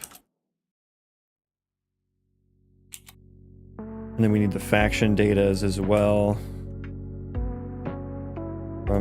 Faction data is up there. Faction data. Okay, so that's wrong. That was wrong anyways. Faction entity data, faction data. This will be targetable faction data. And I think that index is correct.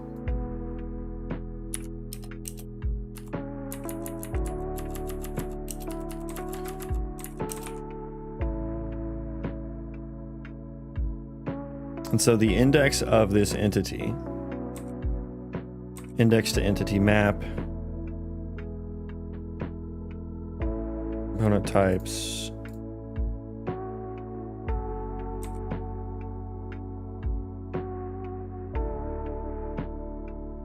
hit entity. Yeah, okay.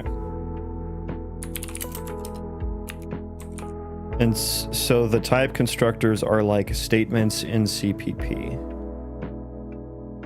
I'm not sure what you mean by that.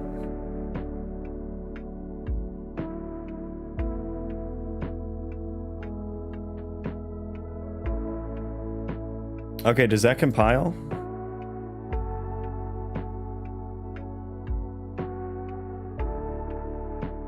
Some context, please. This is, I'm doing some work for an ECS system that I've written for the video game that I'm working on, which is an RPG Colony Sim Roguelite. Where I want to run the entire world, or at least as much as possible. So that's why I'm using the ECS system. It's a data-driven architecture that very efficiently can run thousands and thousands of NPCs. And I'm making some changes to the system for my target processor, which needs to, for each entity, loop over each other entity to check if they're within aggro radius. If they have an initiate attack relation to the other entity's faction. That is expensive to do because it would be a nested for loop, and that compiled, so that's great.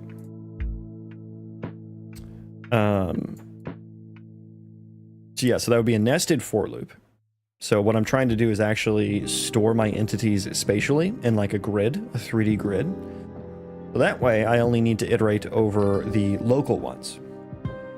The local entities, and not every single entity in the world. I guess so. Let's turn that on. See how this is going to run probably pretty poorly, so just hold on to your butts for that. Okay, so that just straight up didn't work. Why am I getting indices that don't actually exist there?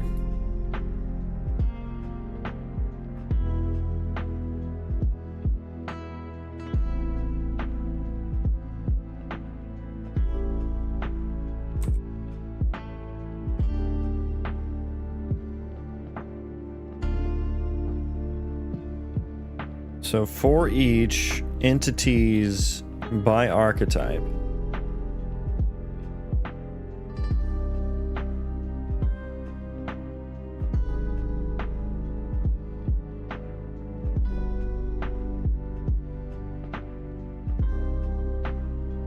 why would I need to... We're iterating over the entities by... So yeah, there might be an existing archetype in this array. Right, yeah, so we're just extracting them from the terrain chunks. Or not the terrain chunks, the entity chunks.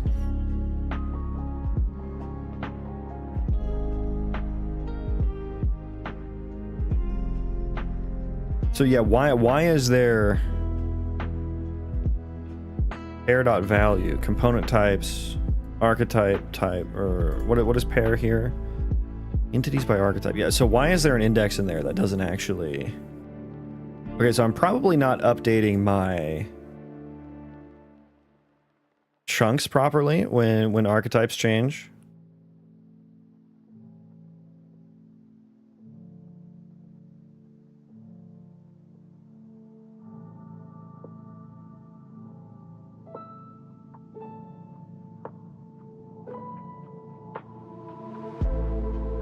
Or I guess something added it and it's out of date now.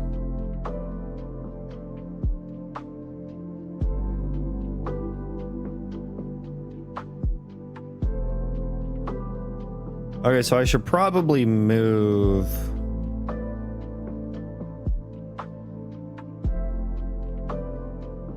I should probably move the data around.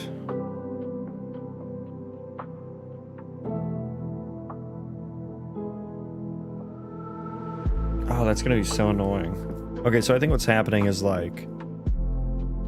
On tick, I like process all the entities into chunks. And then I dispatch all the processors. One of the processors adds data, which changes the archetype, adds or removes data, which changes the archetype. But the chunk mapping doesn't change. I guess a quick and dirty way, but not as efficient way, is to check first if the archetype even contains this index.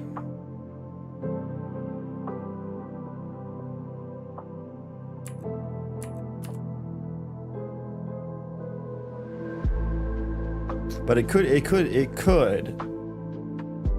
contain the index and still be invalid, right? Oh, God, yeah. So I have to make sure that they're updated. It would be invalid because it would be the wrong entity. Ooh, that's gonna be a giga pain. Okay.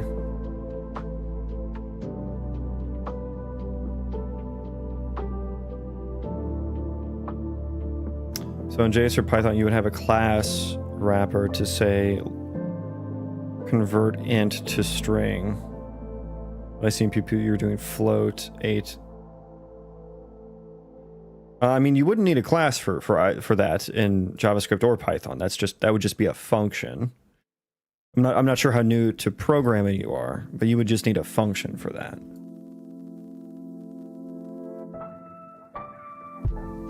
But I'm not sure what you're talking about when it comes to the float 82733.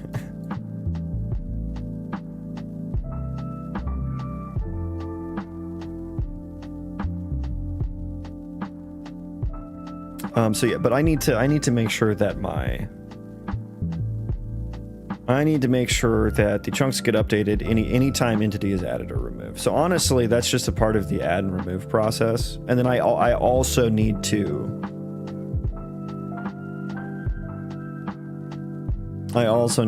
move things around based on their location. Boy, okay.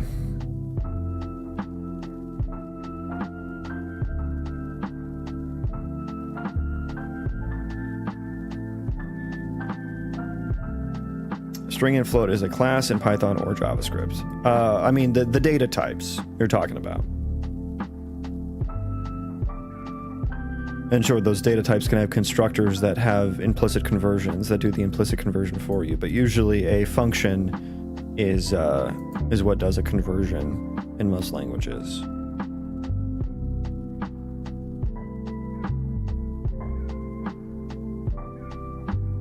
Yeah, I'm not sure what you mean by the float thing.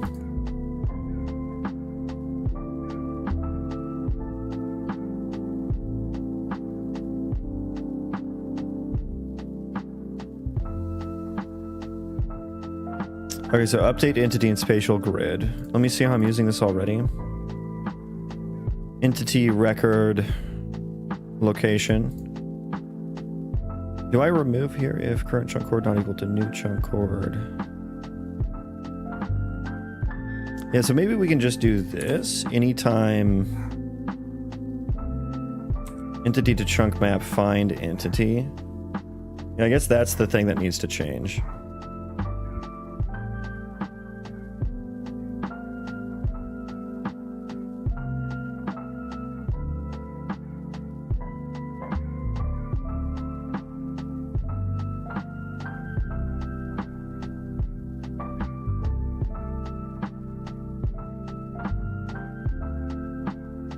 Entity to chunk map. Where are we handling this? Remove entity from spatial grid, add entity to spatial grid. I guess we could just overwrite it once we find the correct one.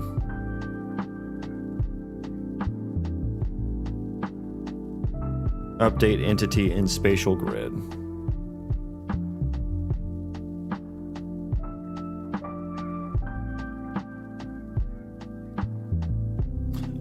But what if the... So I guess I need another condition here for...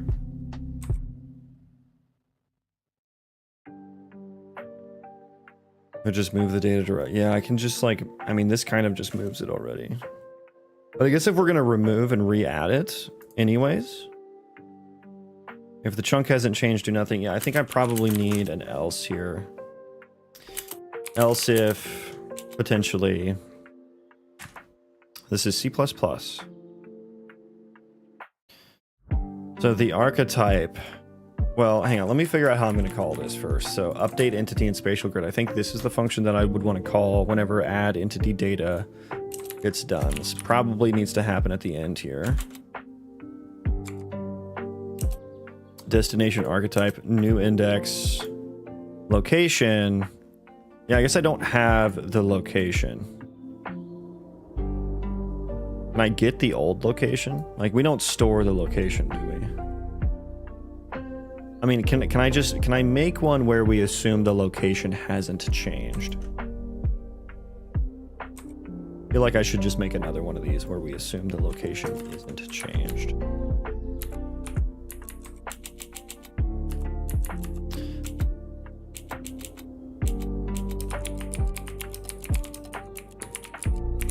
Do update entity spatial grid archetype.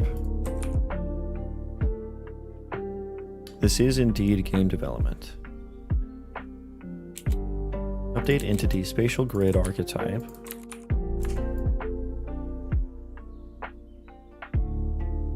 Okay. Now I'm just gonna copy most of what we have here. And I guess I need a way to look up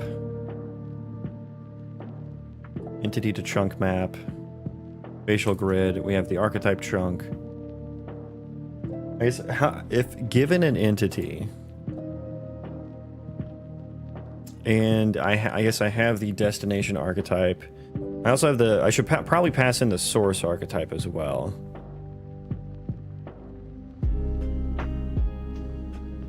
Which is current archetype.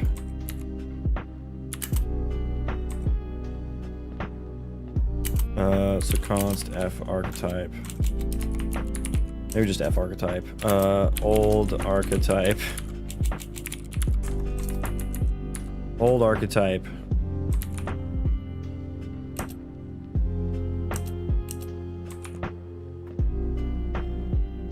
What compiler am I using? The Unreal Engine compiler. Add entity to spatial grid. I guess I need to like get, first of all, I need to like get the old location. So I need to like find, what is it? Current chunk chord dot. Yeah, I guess it doesn't matter what the location is because we're just gonna get the chunk chord location. Add entity to spatial grid. Let's rename this add entity to chunk.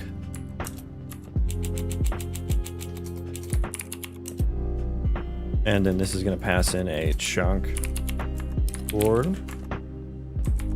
And then anywhere where we use that, change the signature, yes.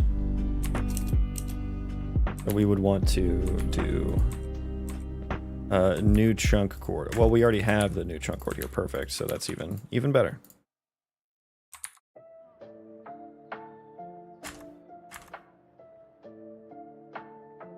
Okay, current chunk coordinates. Add entity to chunk. We would want the new. It would be the same because we're relying on the assumption that this hasn't moved.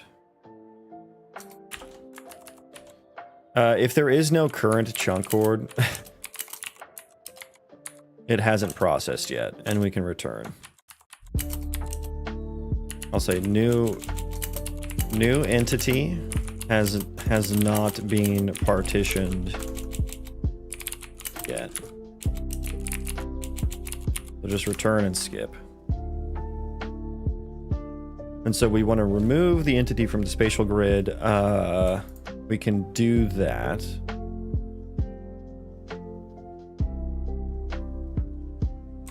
And then I can add entity to the old. So I don't know. I guess I don't need the old.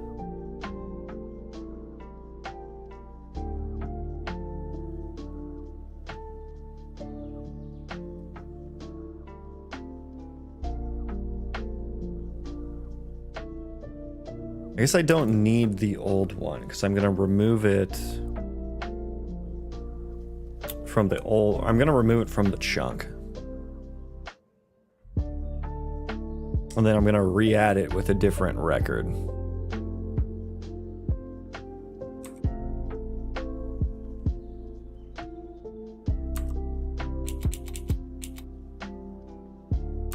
Yeah, so I guess I don't need the old archetype.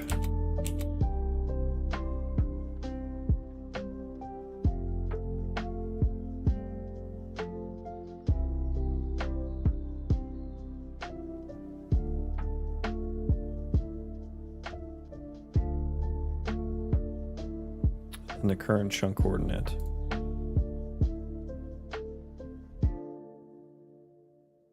And I guess I can just change this to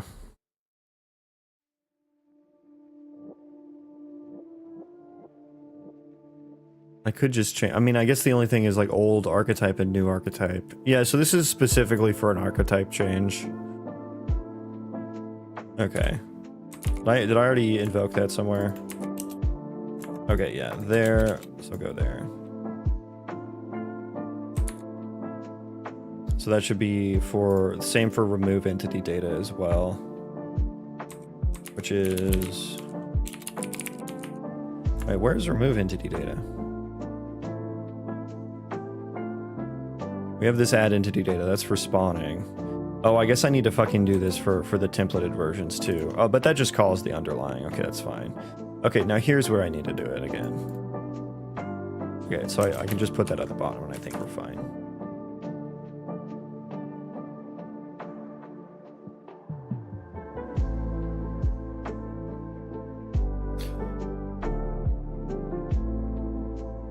Does that work? Let's see if that works. We'll see if that works.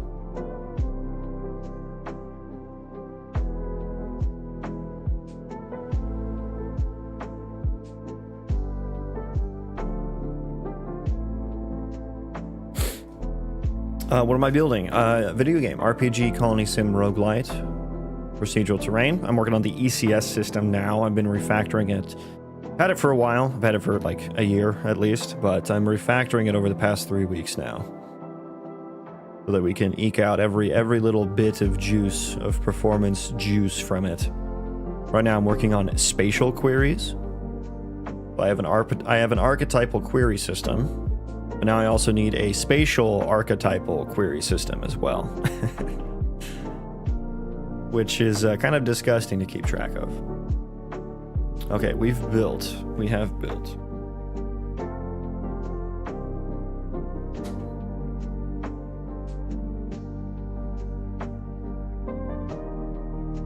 I should probably definitely, yeah, that's the right way to say that. I should probably definitely change the splash screen here, just so people understand that this is Unreal Engine. A little bit better, perhaps.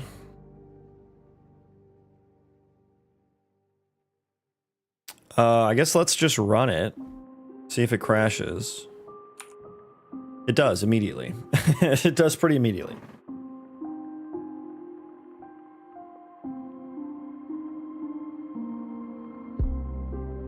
We have an index of 38. 35. Yeah, so what fucking happened here? Oh, it is so hard it's gonna be so hard to track this down.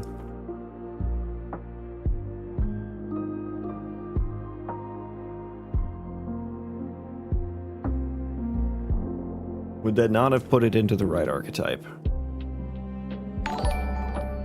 Would that not have put it into the right archetype? Thank you for the sub. Welcome. Okay, so we update here, remove, we find entity in a chunk map, which it should be in there.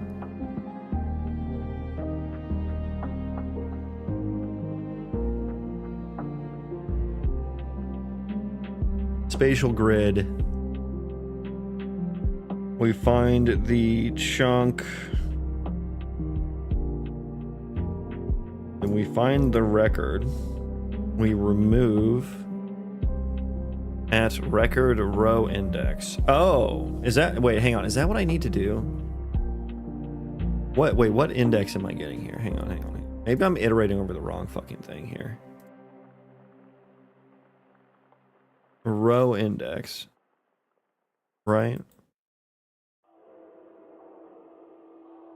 Record row index. I mean, no, that should be the right one. This is row index.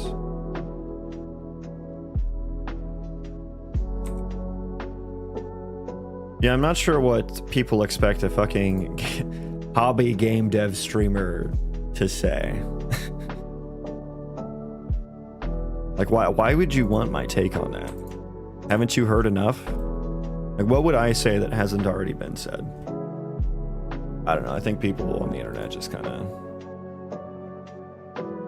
I don't know how serious people are being about it, you know? 38. How many, what did we have here? 35. So it's conceivable that we did... Which entity is this? I guess I don't know which entity this is. The beard does have +2 to int, so that does make sense.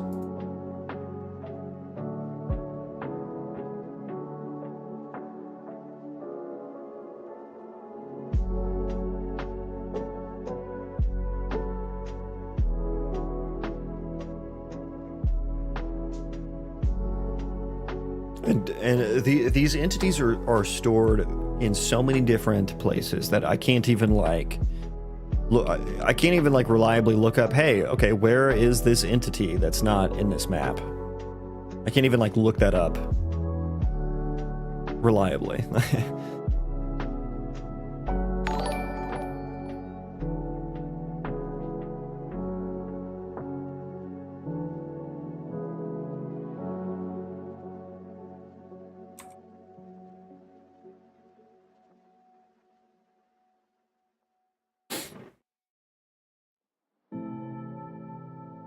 Entities by archetype.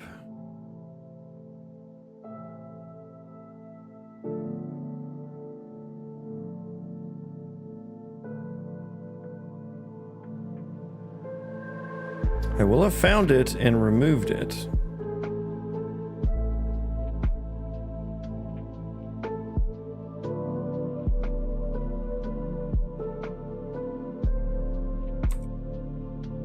Okay, so did we get through any of these indices? Did we get through any of them? Oh yeah, we got through a lot of them actually. And what was the one it was 38.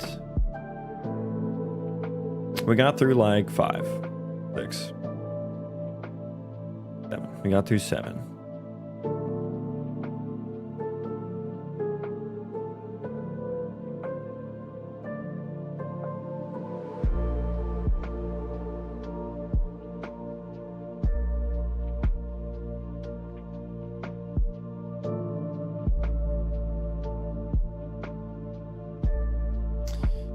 Index to entity map. Like, I should never get into... Let me make sure I'm just getting the right indices. It should be the row indexes are what's put in there. And row index... Let me look at row index real quick. Row index.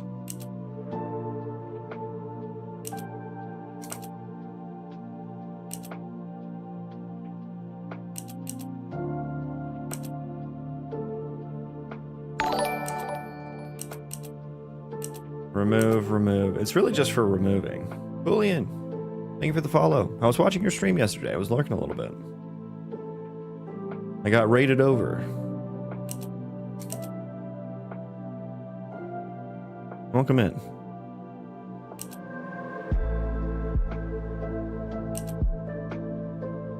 Yeah, I mean, so let me check. Remove entity. The row index here should be fair value, entity to index map. Yeah, so that should be in there. That should be in there. Code with Sadiq, thank you for the follow as well over on Twitch. Oh, you were raid. Oh, the overnight raid made it all the way back to me. Oh, that's so crazy. There's like a raid train because somehow you ended up over at Megatron. I came over from because when I was done with my stream yesterday, I raided Lapozdian. I don't actually know how to say his name.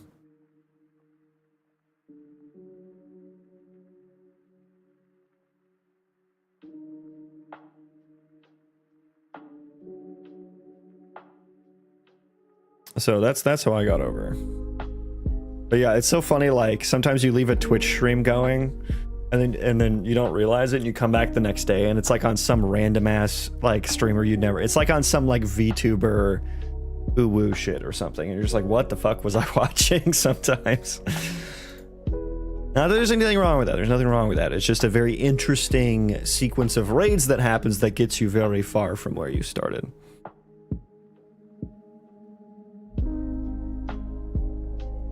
Anyways, why are my entities not entitying? That's the question.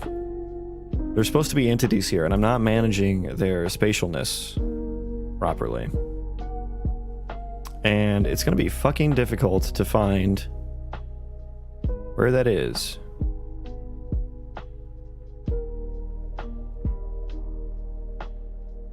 Actually weird for it to stay in the same category. Yeah, that's very consistent. Someone is breaking the chain. I will not be raiding out of... I usually don't raid out of software and game development. So it will keep going. Maybe we can send it back to Lapozdian if he's streaming.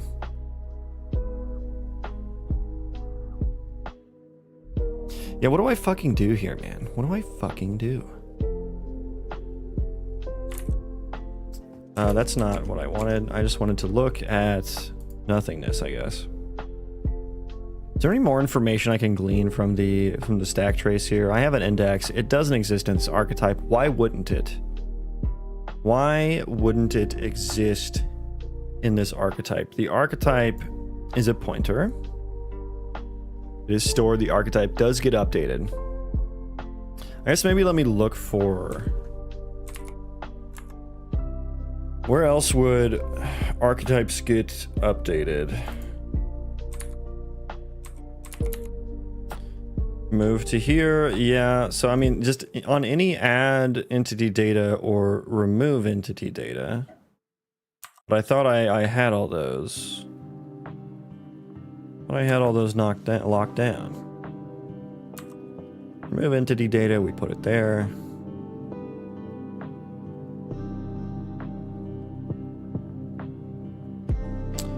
Destination archetype.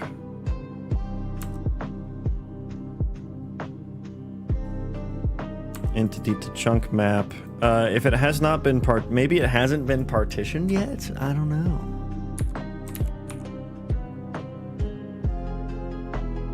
I guess I would need the new chunk, which I don't have at this point. I don't have location, so I can't even do that.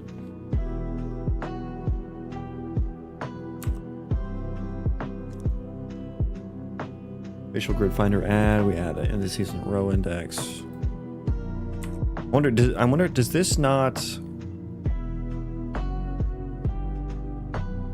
Old chunk chord. We find it in the spatial. I wonder if this doesn't actually like remove it. I mean, it doesn't add it properly. Otherwise, I don't know. Maybe it could not be removing the old one, and this is an old one that's no longer relevant, like post move or something. We have the old chunk chord, which we found in the chunk map. That should be fine. When an entity data adds or removes, it should probably still be in the same chunk coordinate. Spatial grid, which is the archetype chunk. It's chunk chord to archetype chunk. We get the chunk, entity locations, find the entity. And so we can look up the archetype of an entity. Entities by archetype. And then we get an array of indices. Oh, and I do a remove there.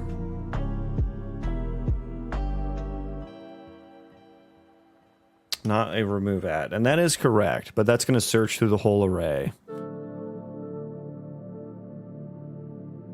That's not a very performant remove there.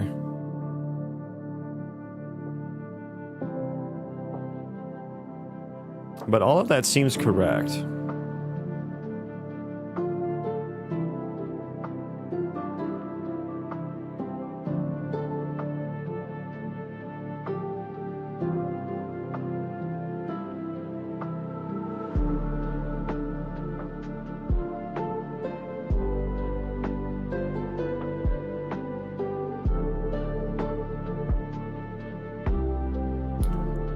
There's no other functions I need to make sure that I have that in.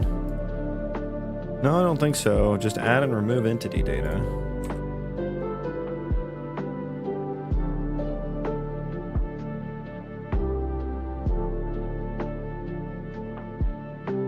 Yeah, we have the new record.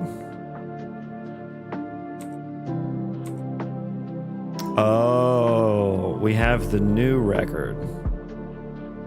Oh, we have the new record.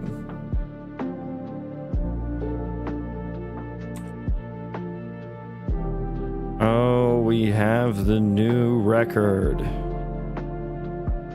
So we never actually remove it. This cannot remove it. We do need the old record. Or at least this needs to be done beforehand. I think that's the fix. We need to do this before we update the record. That way it can get removed from the old one. Yep, that makes sense.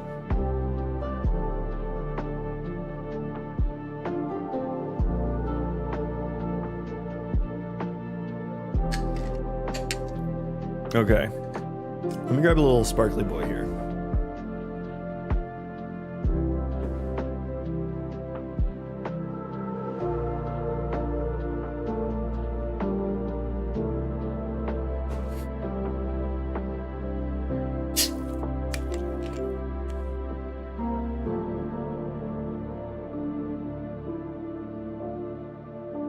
Okay. Please, dear God, please, please, please, both God and Tim Sweeney, please let that work. I don't want to have to track this down because it's very difficult to debug when entities are stored in like 24 different locations, all spread out. Different chunks, different archetypes. It makes it difficult. Makes it difficult to debug.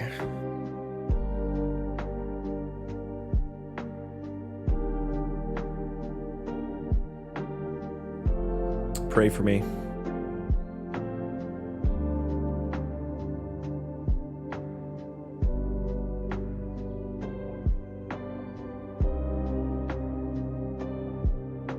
Oh no, it still happens. What? Okay. Let me see, I guess what I should do now. It's the same issue. Same issue. 37 is not in there. It has 34. Now, entity 37 is there, but this is row index, not entity ID. Okay, so what I want to do, I need some logging, I suppose. I need to understand if these things are actually getting removed. And I would want to go here. Remove entity from spatial grid. And this returns, I'm pretty sure, it says returns number of removed elements. Okay, so let's return that. So we're going to return -1, or we return 0. We're going to return an int here.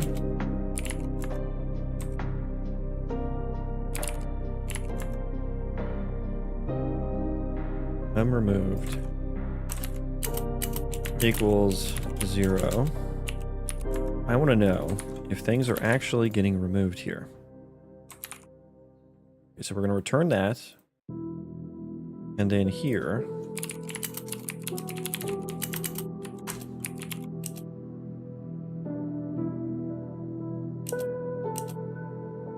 num removed. It's going to be num removed. Add entity to I'm gonna guess it's num removed. That's the issue. It's not like it's not like we'd be adding it to the wrong record, because we are anywhere we call this. It's the destination archetype, which is the new archetype it had. But we don't need to do archetype locations, do we? No, we don't. Okay, that's good. That's good. Okay. What project are you doing? It's a RPG Colony Sim Roguelite, and I'm working on the ECS system right now. I'm trying to figure out spatial data queries. So I want to like iterate over all my entities, but I don't want to do, for some cases, I don't want to do all entities, right? Most of my processors just iterate over all entities. I have like this aggro radius processor that it needs to, for each entity, iterate over, what I want is just the local entities, right? So I'm trying to store them, trying to partition them in a spatial grid so that I don't need to iterate over all of them to check aggro radii. Only the local ones. Okay, so we have this here. How many got removed? 1. Okay, that's unexpected. 1. Is it ever 0? Okay, no, it's not. Okay, so we do remove things. We do remove things.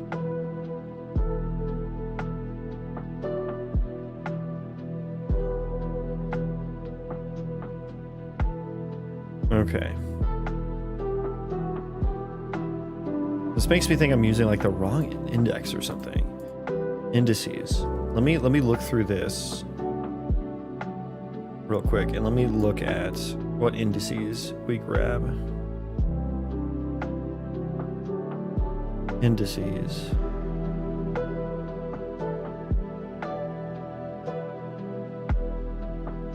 So we create like this master map, yeah. So we're taking, and we're just removing the chunk, essentially. We're expanding it from the chunk level.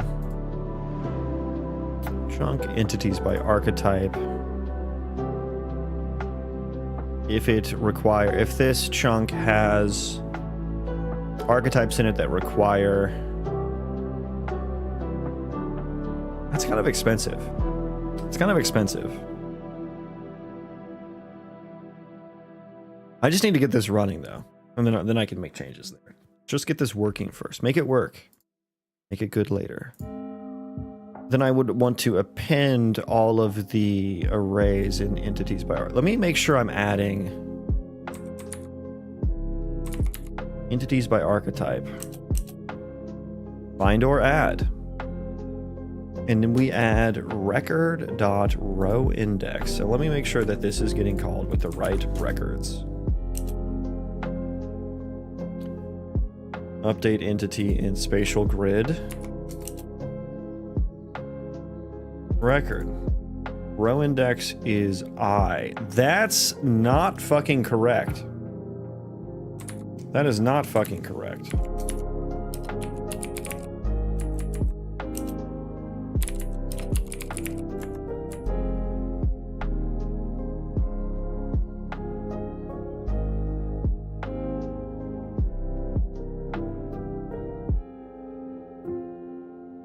That's fucking why. That's fucking why.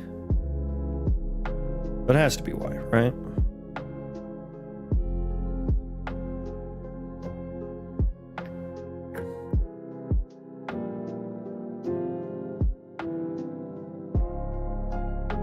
Entity to index map. So that entity has to exist in there. If it doesn't, we've got issues somewhere else. We've got bigger issues.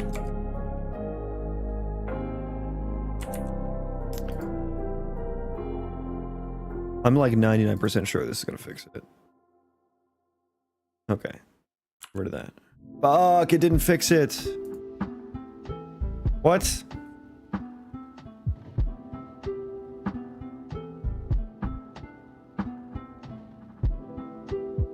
Why didn't that fix it?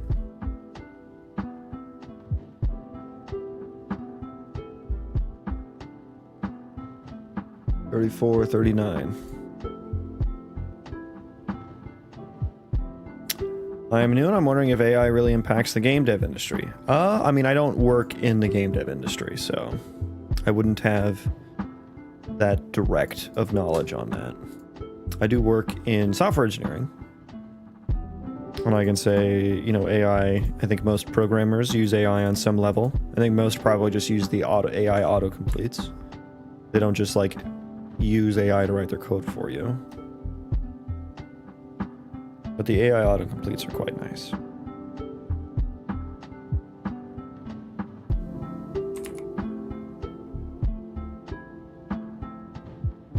Okay, so when we process entity chunks, I'm just getting all archetypes that have a location in them. We are going to get the entities and get the locations and iterate over them.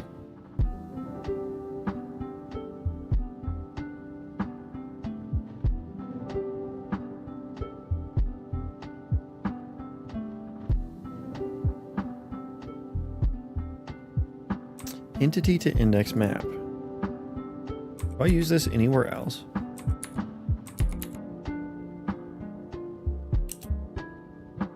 Not really. I don't actually use that for anything. So I guess I've never actually validated that this works.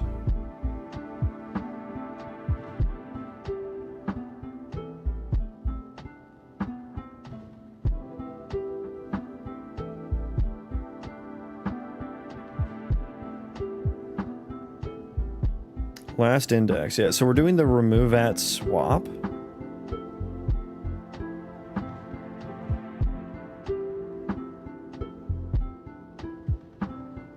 I mean, I think that should be global entity locations.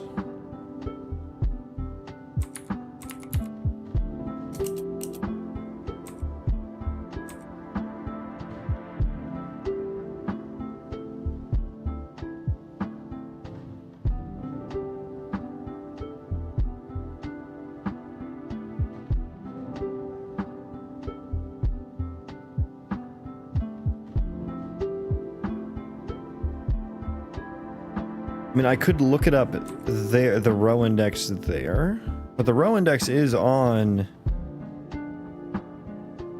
the, I mean, okay, let's try to look it up there. I feel like that's not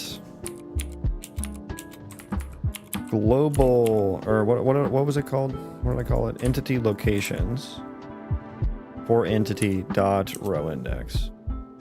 I don't think that's going to fix it. I think that's the same thing. But we can just make sure.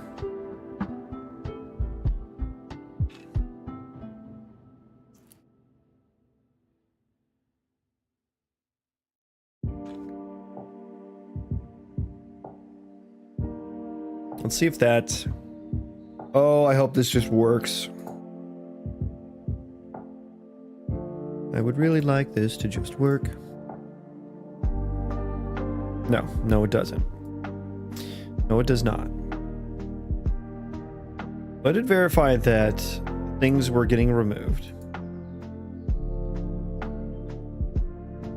I guess maybe I should verify that things are getting added now. Although, like, how wouldn't it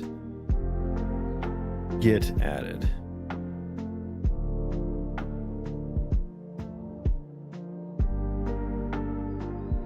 There's like no logic here. there's no logic here.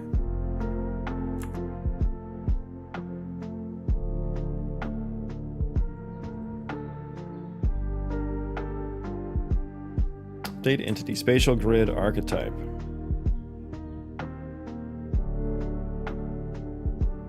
Does this happen? Let's see if that happens. I feel like it doesn't happen. Or that it shouldn't with what I have going currently here.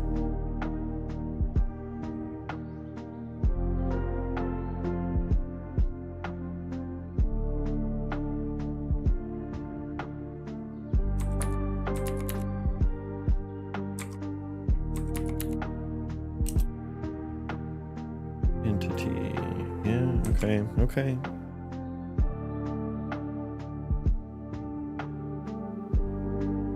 I feel like that wouldn't happen. It does.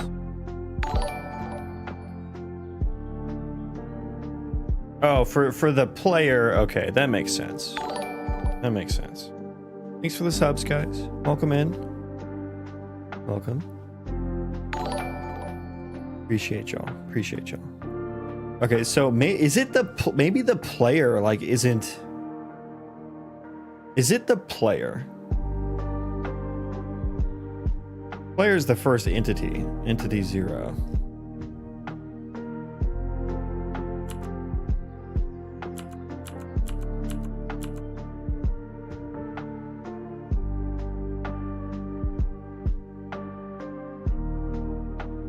Yeah, so I guess when things are getting spawned,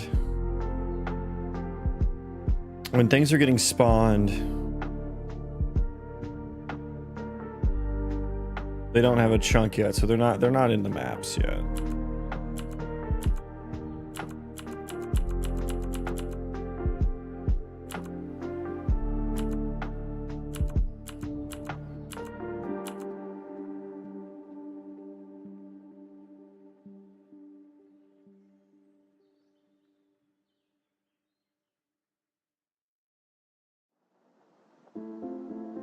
Always something in the 30s.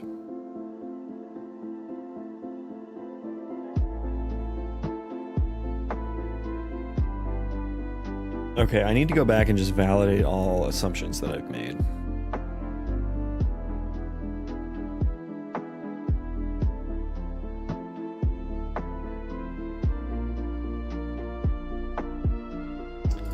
Error.value.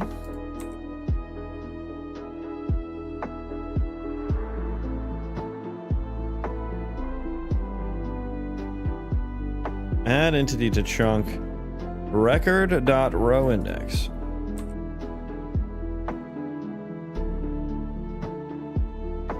Now, are you getting past the correct records is the question.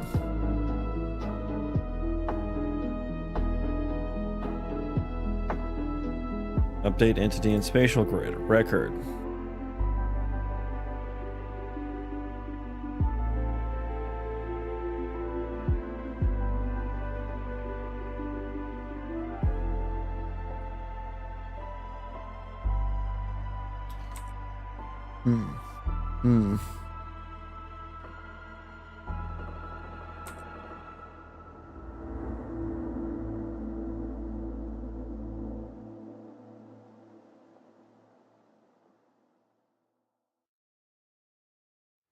Entity to index tab. I mean, that is like the row index, essentially. Should be, at least. I mean, this is entity locations. I mean, the record should just be this.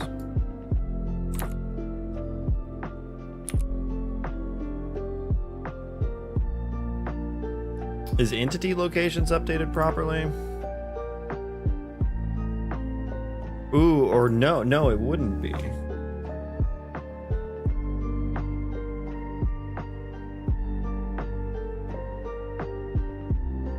Because we do that afterward. Yeah, so that would, well, that's in tick though. That's in tick, so that would be fine, I think. Because during that part of the tick function, we wouldn't be adding in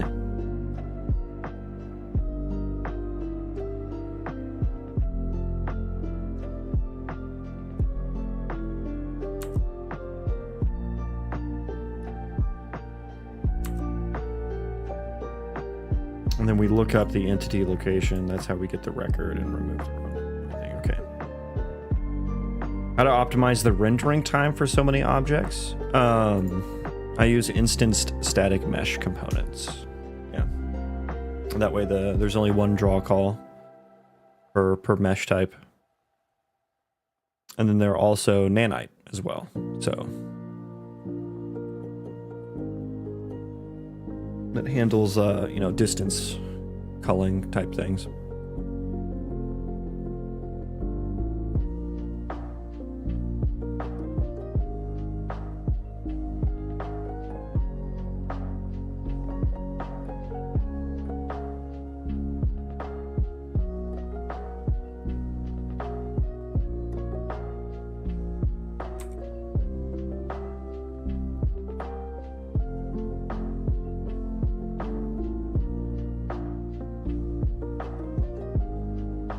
What else could be the issue here? We are removing there.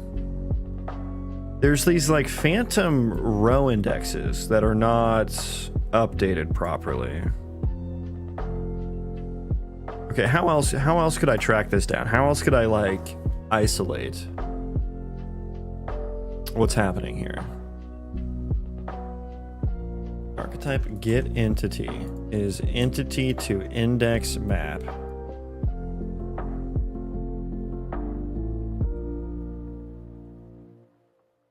Maybe, is it entity to index map? That's wrong. When an entity is added, we add an entity to index map. Or rather, index to entity map. I have two.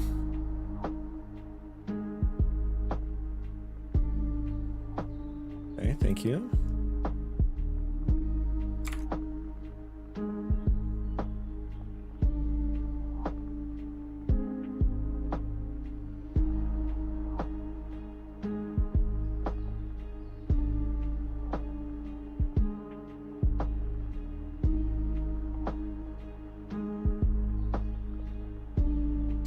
Why do I feel like the remove add swap is causing some issues? Why do I feel like that?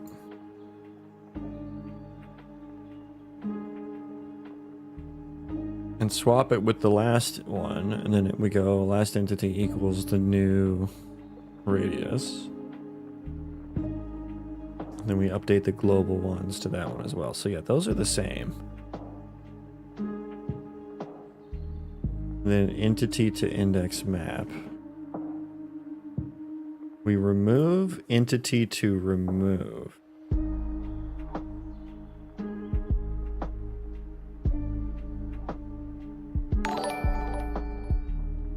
Should that be happening right now? Should that be happening here?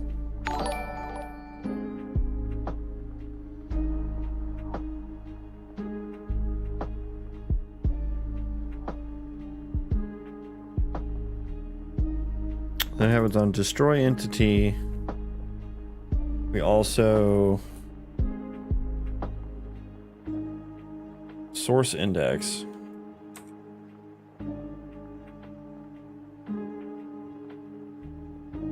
The current record index. So yeah, we would be removing it after that in the current archetype. Which I should maybe call the source archetype. And this should be the source record.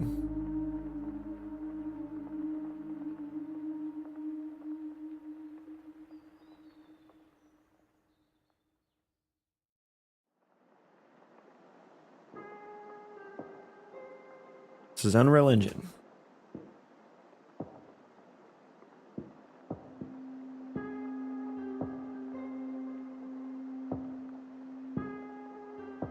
Yeah, so I do think we should remove.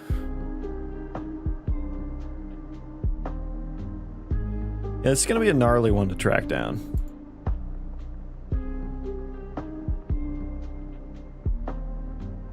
And I could have sworn it had to do with adding and removing entity data before the target. You know what? Let's run that processor first. Let's run that processor first. And that should mean that none of the other processors have added or removed entity data.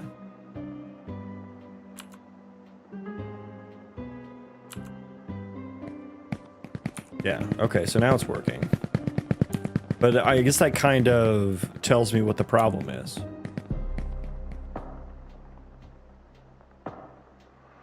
But it is the adding and removing of data. Okay, is it running?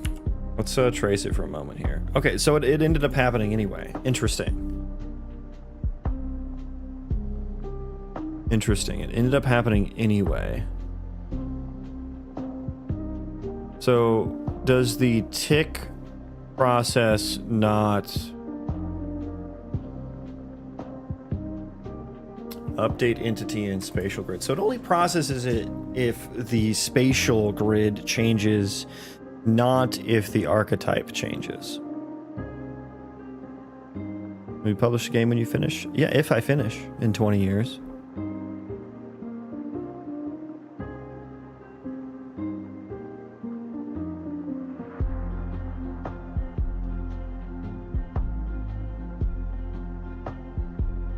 If the chunk hasn't changed, do nothing. That's not true.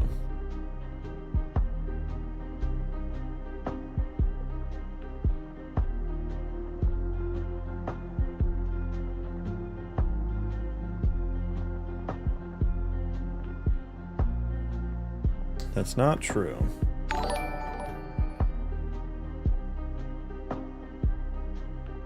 So I guess I need to handle that here as well.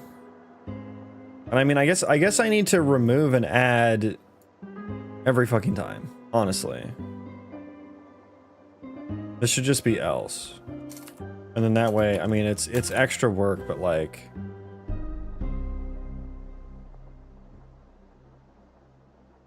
let's just see if that fixes it. Let's just see if that fixes the issue.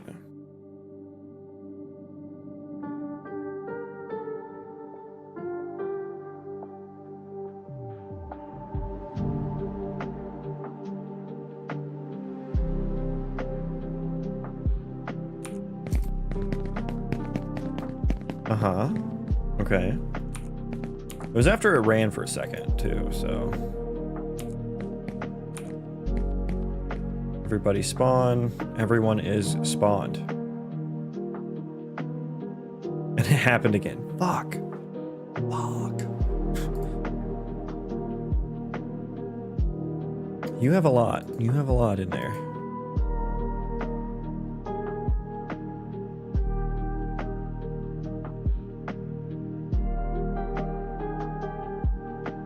I guess if the arc, I can't do this on tick actually at all, unless it's this case. Well, I have to do both, right? I have to do both. Remove entity from spatial grid. Well, the thing is, like, I guess I have to rely on both working because. Oh, okay. Maybe I should rethink how I'm storing things in the grids.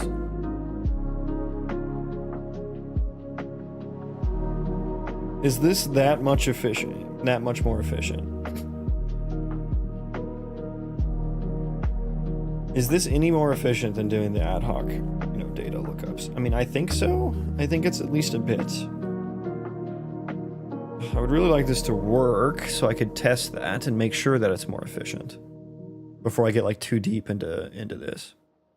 But I do have to rely on both updating on tick if the location has changed, or if the archetype has changed, which is this one.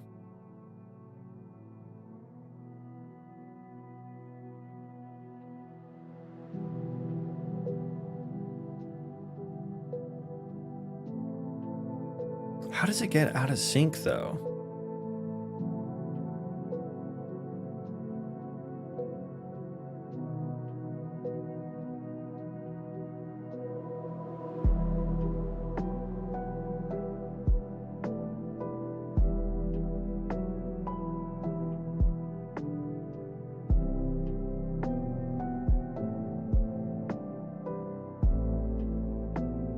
Should I put the spatial grid in each archetype? Would that be better rather than put each archetype in the spatial grid?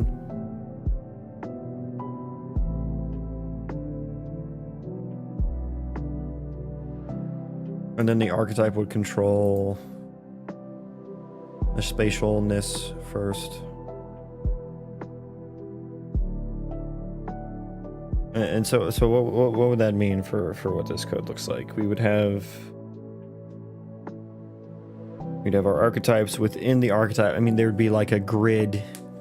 I mean, it's not like it would be incessant or egregious, but they would have the grids inside the archetype.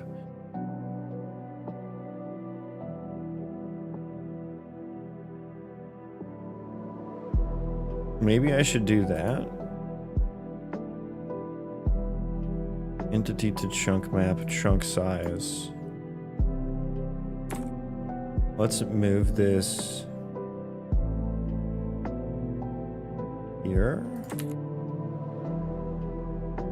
F archetype chunk. Move that up.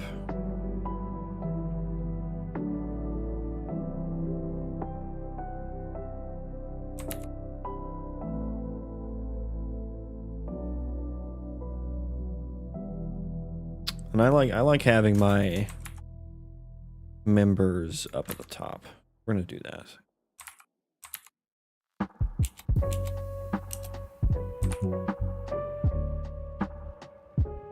Okay, so now it's up to the archetype to maintain that.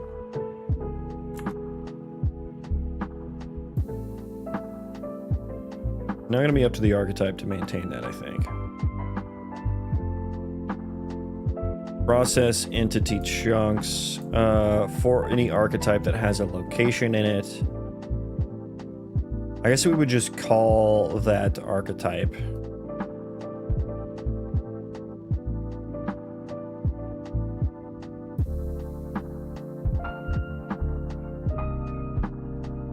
I mean, this could just go within the archetype. Oops. Archetype, and we could just say like process entity chunks on that.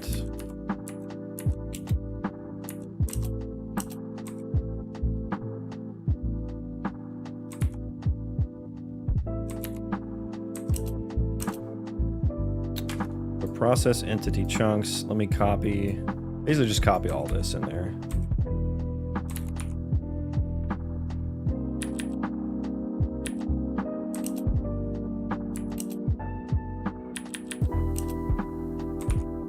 Locations, we get entities. The record. Do I have a record on?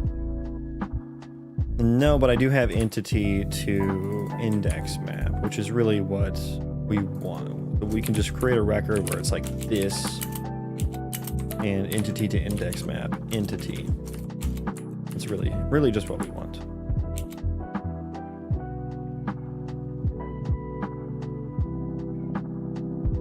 Update entity in spatial grid. Okay, so let's copy that over.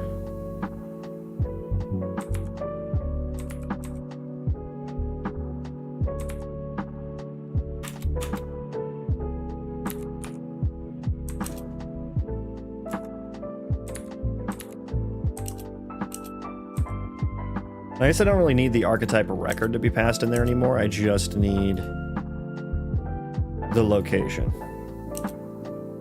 The entity and the location. Because, I mean, we have direct access to it, so we're just going to do that. There's no reason to do this, you know, passing that in there.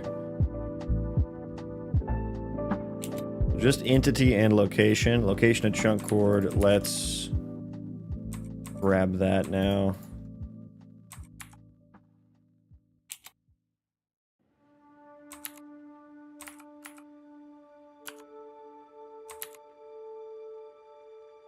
F archetype there. Do I have access to the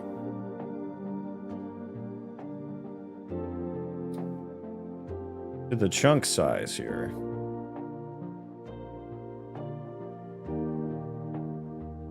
I guess that's maybe something I need to pass in here as well.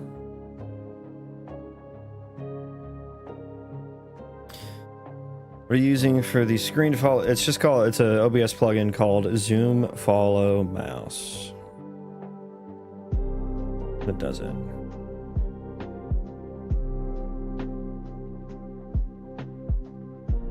What would be the easiest way to like? Because I want to have the U param on the entity subsystem, but I guess when I like create the archetype,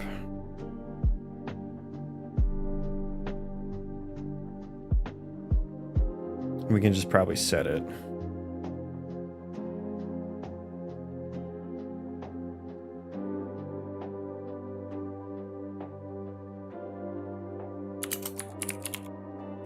Let's do chunk size there.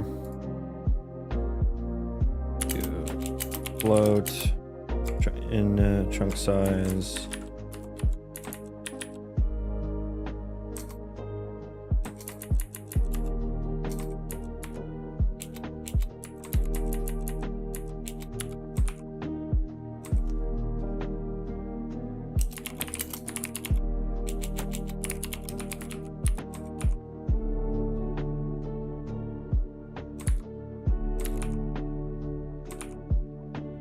Okay, we have chunk size now. Cool. Go ahead and stop the run. Add entity to chunk. Copy that over. Add entity to chunk. We're not gonna do record anymore because we just have chunk entities by archetype. Yeah, I guess that doesn't really make sense.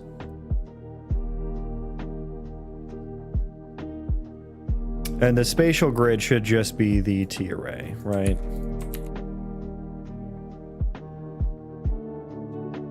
So dealing with F archetype chunk doesn't really make sense anymore.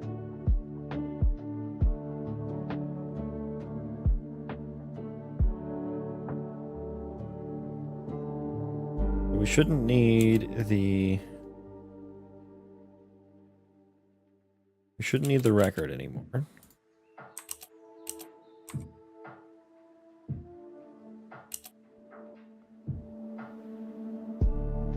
Chunk, spatial grid, finder, add, and that's just going to be a T array.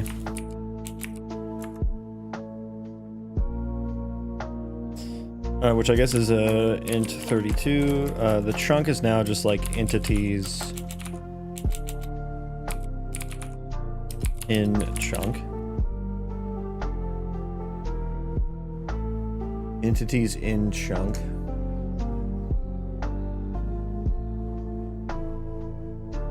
Would I want it to just be the entities or the indexes?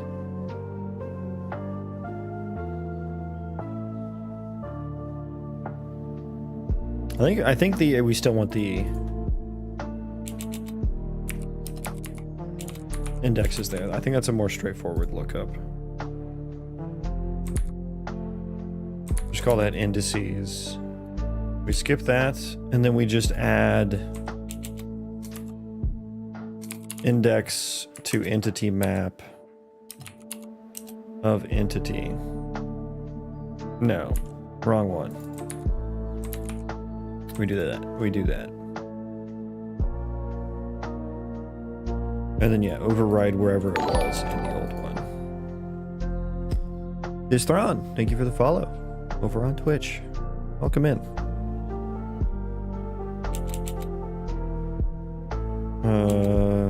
Okay, so remove entity from spatial grid.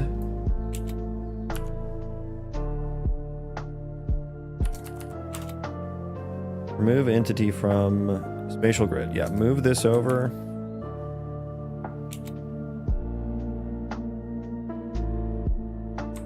Remove entity in spatial grid. We can undo here. There we go. Yeah, we'll do this. Entity.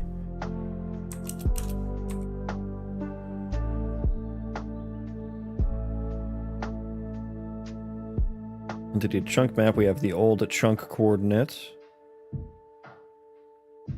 Spatial grid find, and then this is just going to be indices.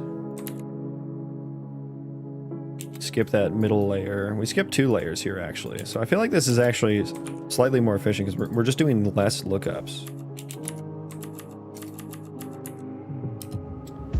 Entity to index map, entity.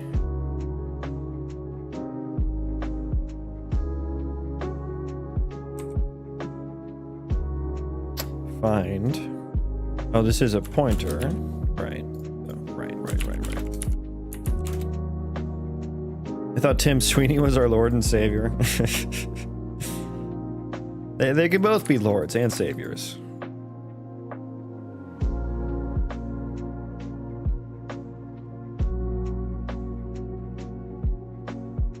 If indices is empty, then we grab spatial grid and remove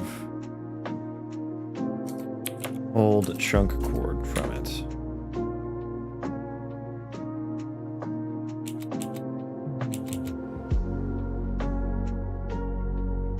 Okay.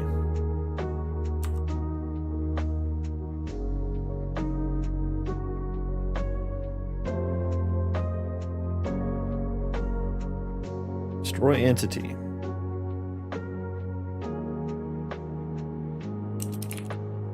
Record. Archetype. Remove entity. Well, I guess now we use these entry points is how we do it.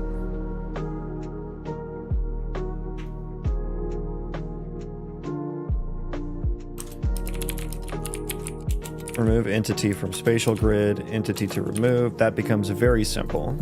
We just do that right up front. Add entity.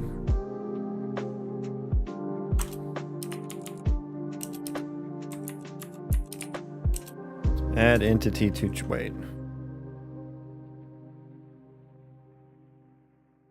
Add entity to chunk. Update entity in spatial grid.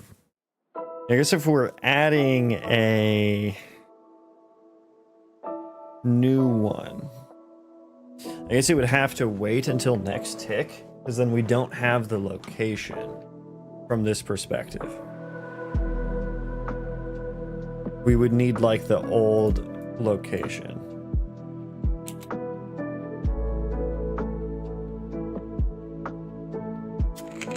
I think on the move to it would make sense to pass that in. But on the add, I don't think so. Because I mean, that's for the most part happening on spawn, I would think. Add entity data, yeah, all of that. So I think the move entity to here Where the hell did that go? I think move entity to here is what's going to handle that, because I can look up the... I think entity to chunk map needs to be public, or rather just make a function for like get entity chunk.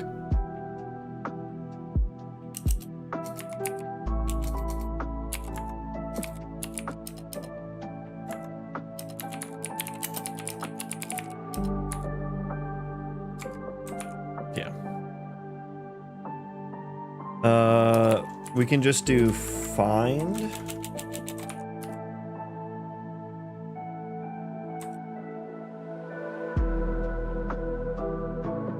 Okay, const. Yeah, that's good. And so that means I can move entity to here so I can get the source archetype, source chunk, and whatnot.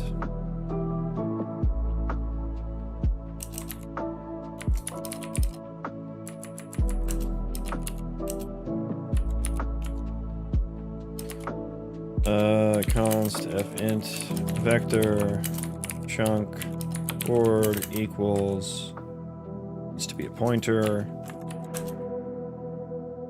If chunk coordinate, add entity to chunk, and then we need to remove it from the old one.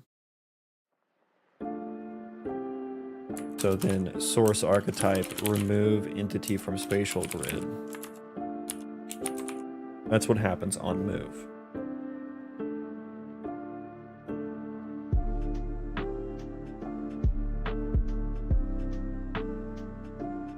Is add entity used from anywhere else? Yes, when it is created.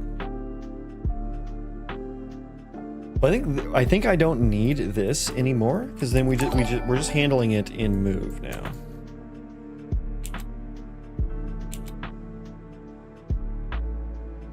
We're just handling it from within move. Is that right?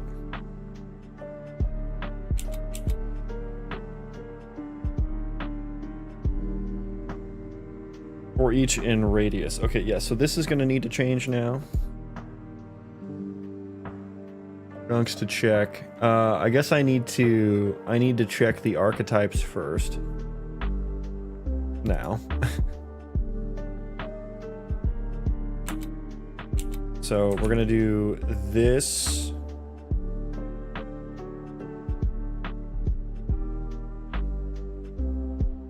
Required components query. What are we iterating over here? I need to do the same thing that I do in like a for each. But instead, let's just go. We're just going to copy everything from in here. We're going to rewrite this. We're going to rewrite. Okay, so for each archetype and matching archetypes. So rather than like gathering the component arrays, I think we can get rid of that. I think we just get rid of this. Basically. And then it's like for... I guess I can come up with like the chunks to check. Or like a T set maybe? Would a set... No, because we need to iterate over them. T array. I kind of need to rewrite that actually. Chunks to check. Or actually, yeah, just copy this and undo. Okay, there we go. We do still want the chunks to check, but get rid of all that. Chunks to check. Origin chunk. Location to chunk chord. I guess I need that here as well. Let's make that a static function.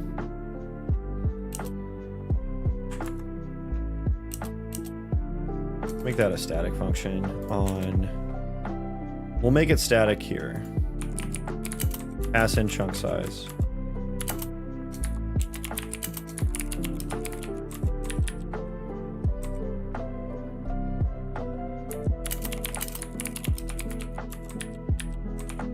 Okay, so pass that in. Location of chunk core, and then we just do chunk size there.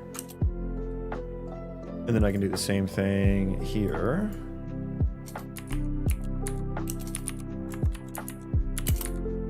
Chunk size. Okay. That's what I needed. Required types.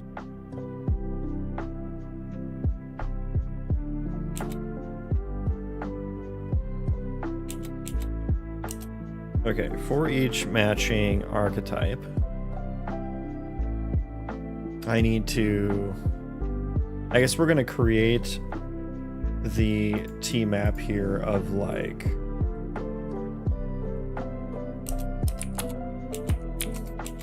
this is a T map of, yeah, that.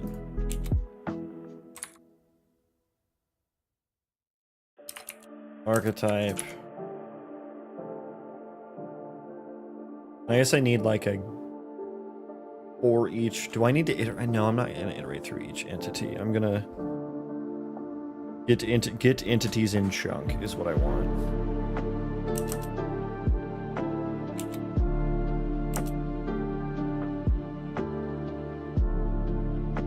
Get entities in chunk. Would I want that to return a T array? I think I want that to return a T array. Int 32, get indices in chunk.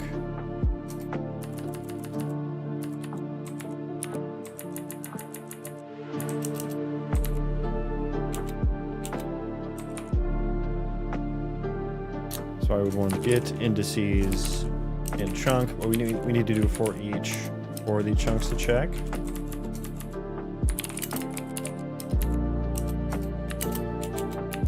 Chunk, call it chunk, and then this would, we would want to add this to our archetype. Well, let's do T array int 32 indices equals, yeah, that, and then append. Yeah, that's what we want. And then function, we just call that with archetype to indices map. Okay, I think, does that compile? Does this work?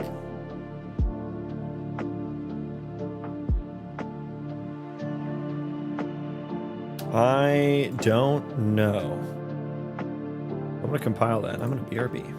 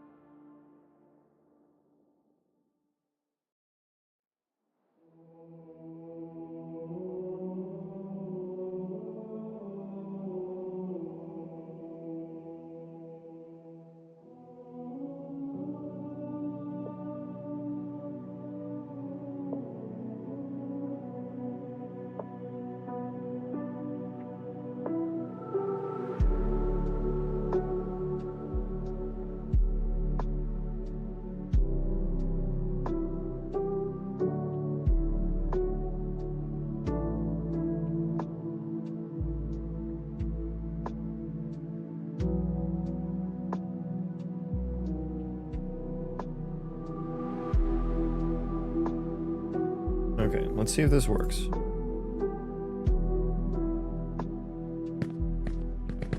So far, so good. Doesn't immediately crash.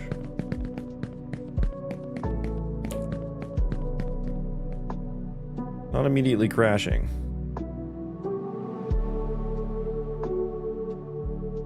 It's working. It's working. No, it's not. Fuck. Fuck.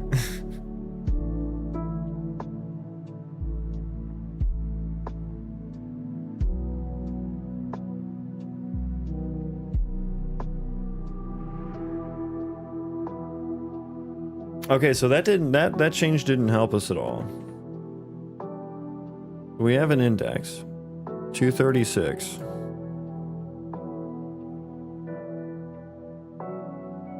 Yeah, that ain't in there.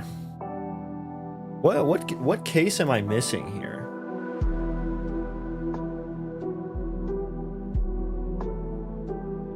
What is this archetype?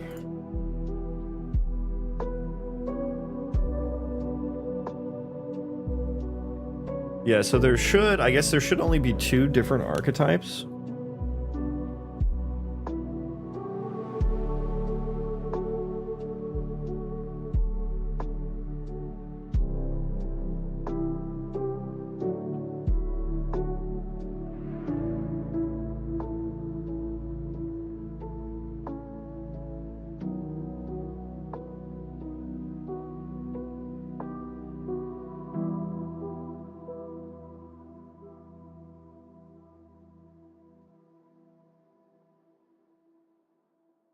Why are there more than 2,000? That's not right.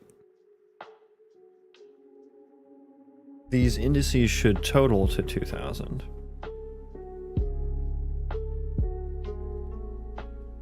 Get indices in chunks, spatial grid. Okay, so am I still not removing them properly?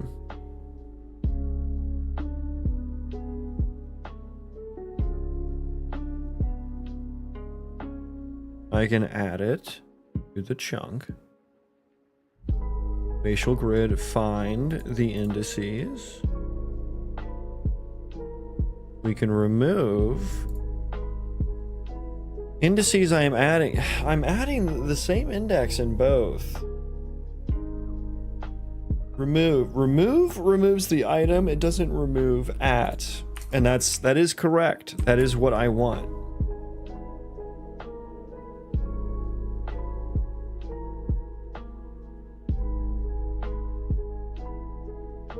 I mean, if I made this at T set,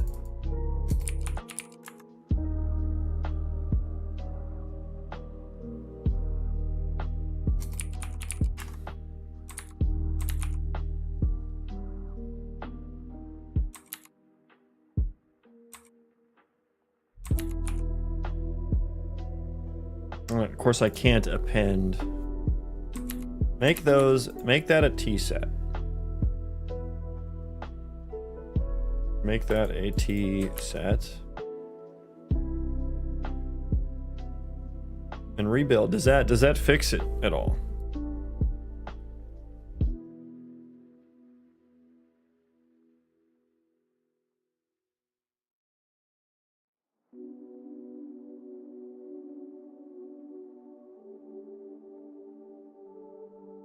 Okay. Please compile. Thank you kindly. Thank you for your attention on this matter.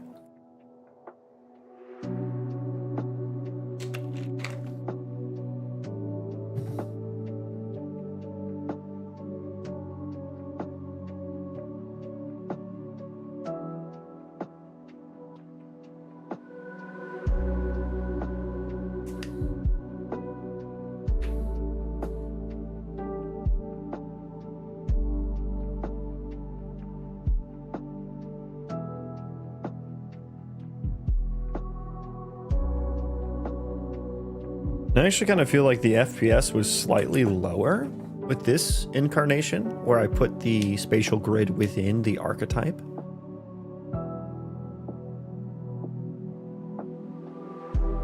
Which is interesting, because I wouldn't think it would be... I wouldn't think it would make a difference. I would think that it shouldn't.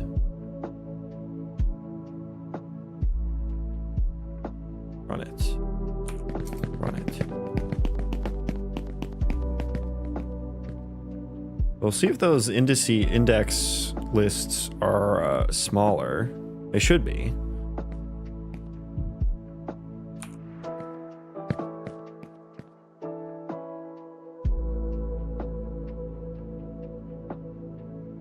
Oh, this is even slower. I can feel it. Probably head off to bed. Have a good one. Yeah, thanks for stopping by, my dude. Appreciate your follow. I hope you have a good night. Look at our archetypes here. Do the numbers here add up to 2000? Yeah, that looks like it's yeah, that's closer to 2000. Before they were over 2000. But we're still having this issue where this index just doesn't belong here.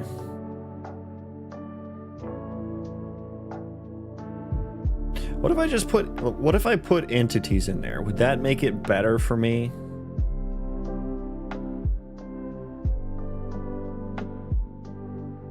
Would that make it easier to track down at the very least where my missing conditions are?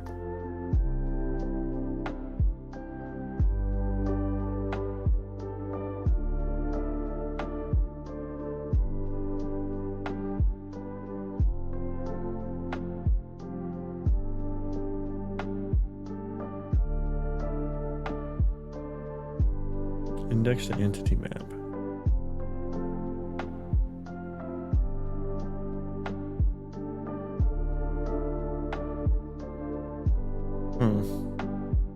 Yeah, I mean, I think it would be slower if I did it that way with the data lookups, which is not what we want.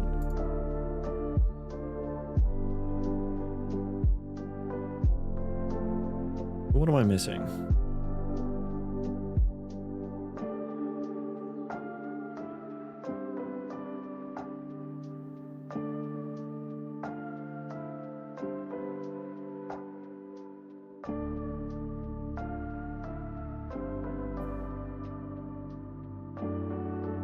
I seem to not understand pointers much. Well, the pointers are actually the easy part. It's the references that are difficult. Once you start thinking in terms of like every other language that's not C++, I've used pointers. Like, you're probably familiar with another language that doesn't have a distinction between pointers and references. And you're essentially using pointers. You are essentially using those.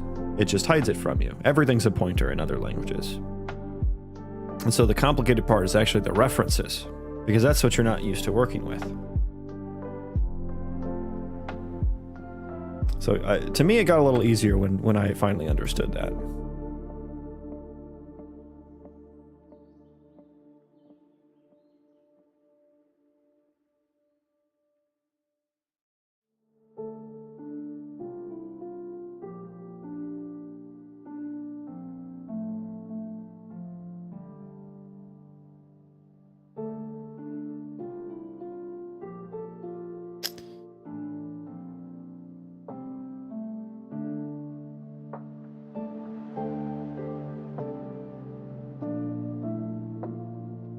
What do I want to do? Like, what else can I do to track this down? What else can I do to track this issue down?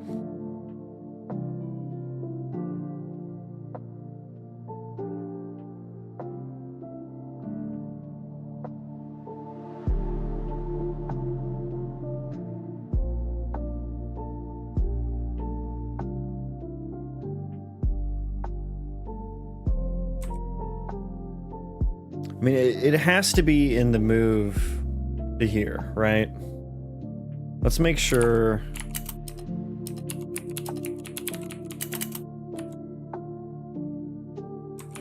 We can run live coding there. I think, well, no, we're breakpointed. So, I mean, I can make sure that some are actually getting removed here. But that was happening before and we still had an issue. So I'm just not sure. Just not sure what else we would need to fucking do. I probably just need to spend some time on this offline. It's a thorny one. It's a thorny one for sure. Let's breakpoint there. Yeah, I did. Okay. And like it runs for a while, pretty well. Oh, that's actually 0. Move entity to here. Oh, we're just adding entity data. So that's actually fine. Okay, here we go. Yeah, this is all happening from spawn, so this is actually expected. Source archetype should be like the empty archetype, right? Or I guess as we add, we're moving it around.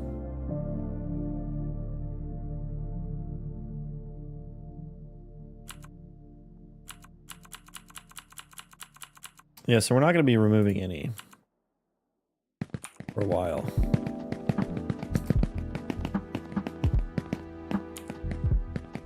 Yeah, I feel like this performs worse. Well, the T set definitely makes it perform worse. For sure.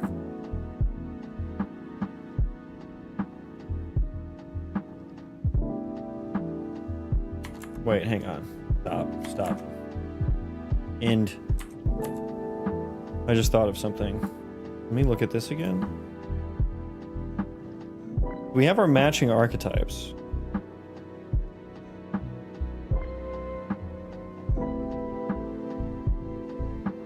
Archetype to end. Yeah, I mean, okay, so this is for the one archetype, right? Yeah, I mean, okay.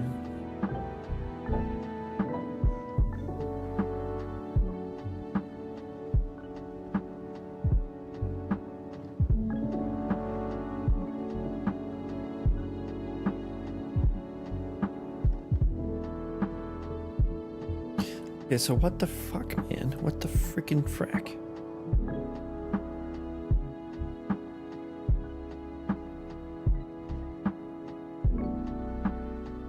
Yeah, I gotta spend some time on this offline.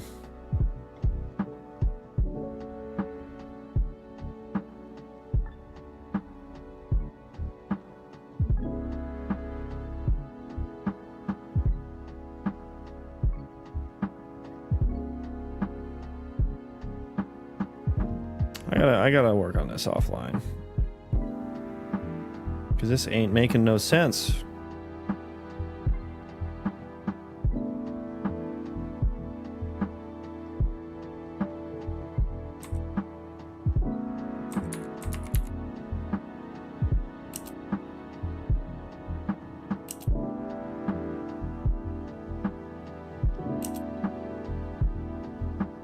Entity to trend. We always remove the entity too. You know what? You know what? Let's try one of these things. Passing entities around by ref hurt me in the past.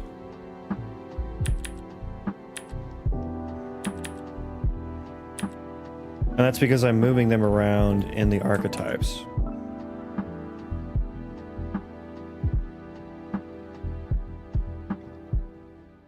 That might actually, oh my god, that might actually have been the issue. That might be the fucking issue.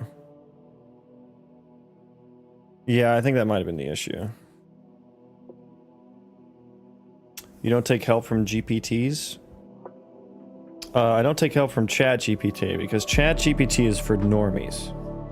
Change my mind. I do use Gemini from time to time.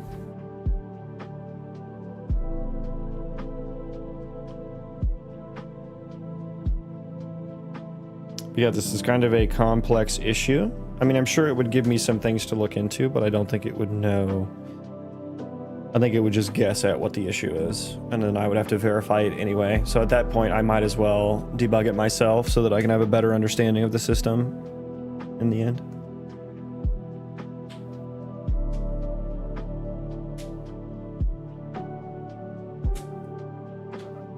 And I can get better at debugging.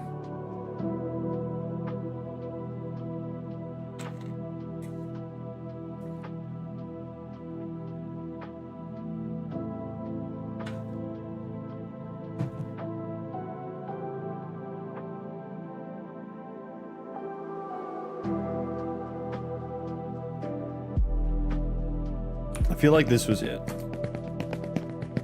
I feel like this was it.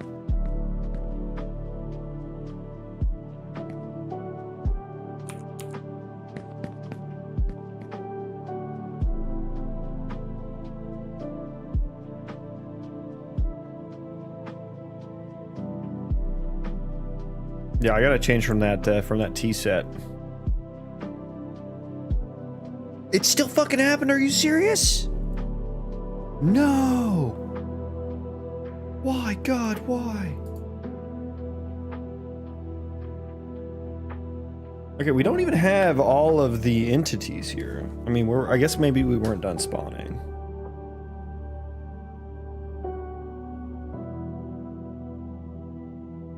You know what? You know what I'm gonna try? Move to, so like the one place that I add entity data, let's just comment that out.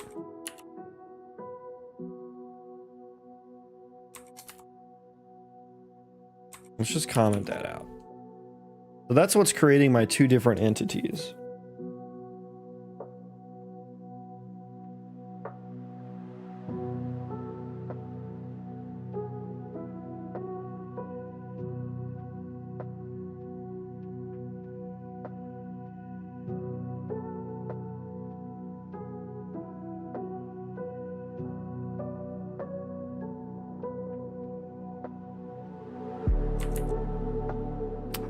That is a music player. That is not me compiling something on the terminal. It's just a little cute little skin for a music player. I am working on a video game, trying to narrow down a bug here. We are in fact debugging. Okay, so now there should only ever be one entity. Or one archetype rather. They're not going to move at all.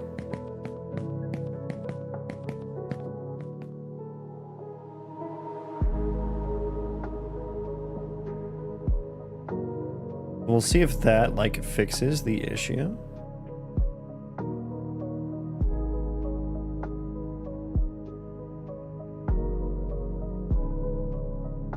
Are we done spawning? Yeah, we're done spawning and it's running. So yeah, it does have to do, it has something to do with moving the entity around.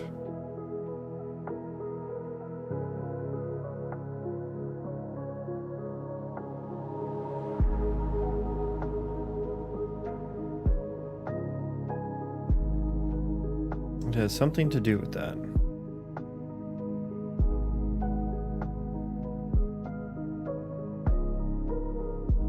Okay. That is enlightening. It is enlightening. It is as I suspected, though.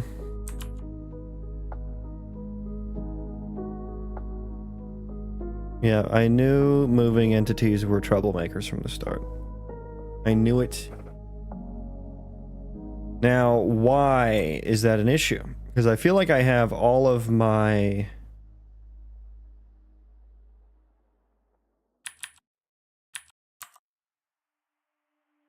I feel like I have all of my scenarios like nailed down, you know?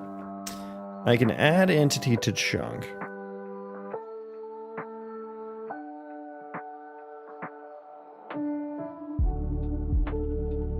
Source archetype, get entity chunk chord. Yeah, maybe I needed that one. Let's try rebuilding that.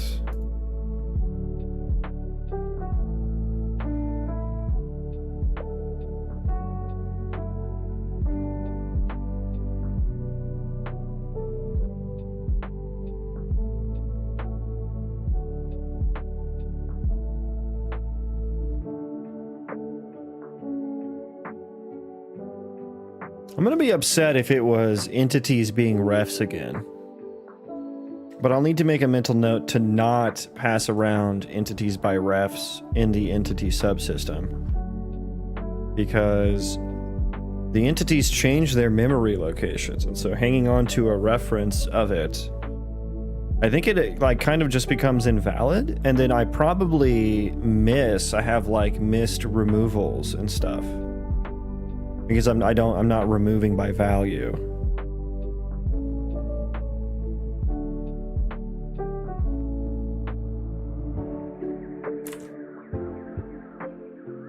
I feel like that sounds reasonable to me.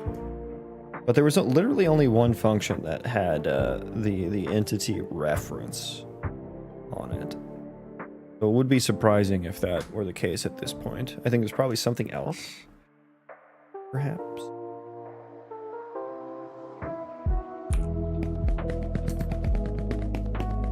Okay, so now they're moving around. Now their archetypes are changing.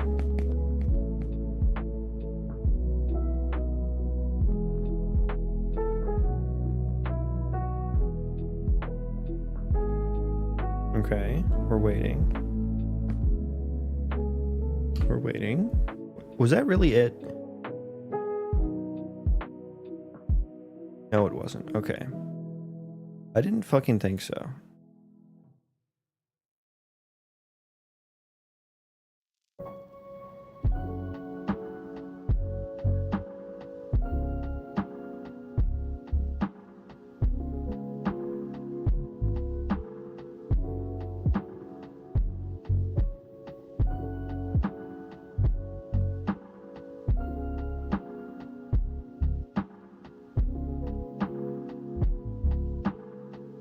Okay.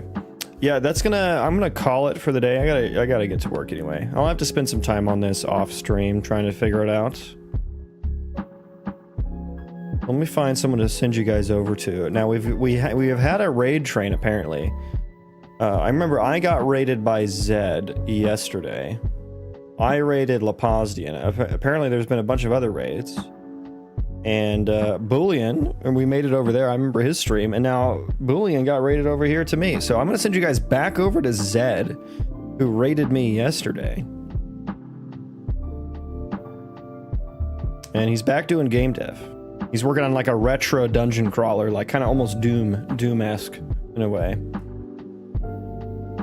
And so yeah, we're gonna keep the software and game development raids going. And I'm gonna go cry in a corner. So thank you all. Thanks for the follows and the subs and everything. And I should be back on tomorrow. Hopefully by tomorrow I'll have this figured out though. That's the plan. And I'm just gonna manifest that. So give me your energy. You'll figure it out. Yeah, I figured it out. I just need some time to think deeply about it, I suppose. Without a camera on me. Cheers indeed, and yeah, have a great day, everyone. Take care.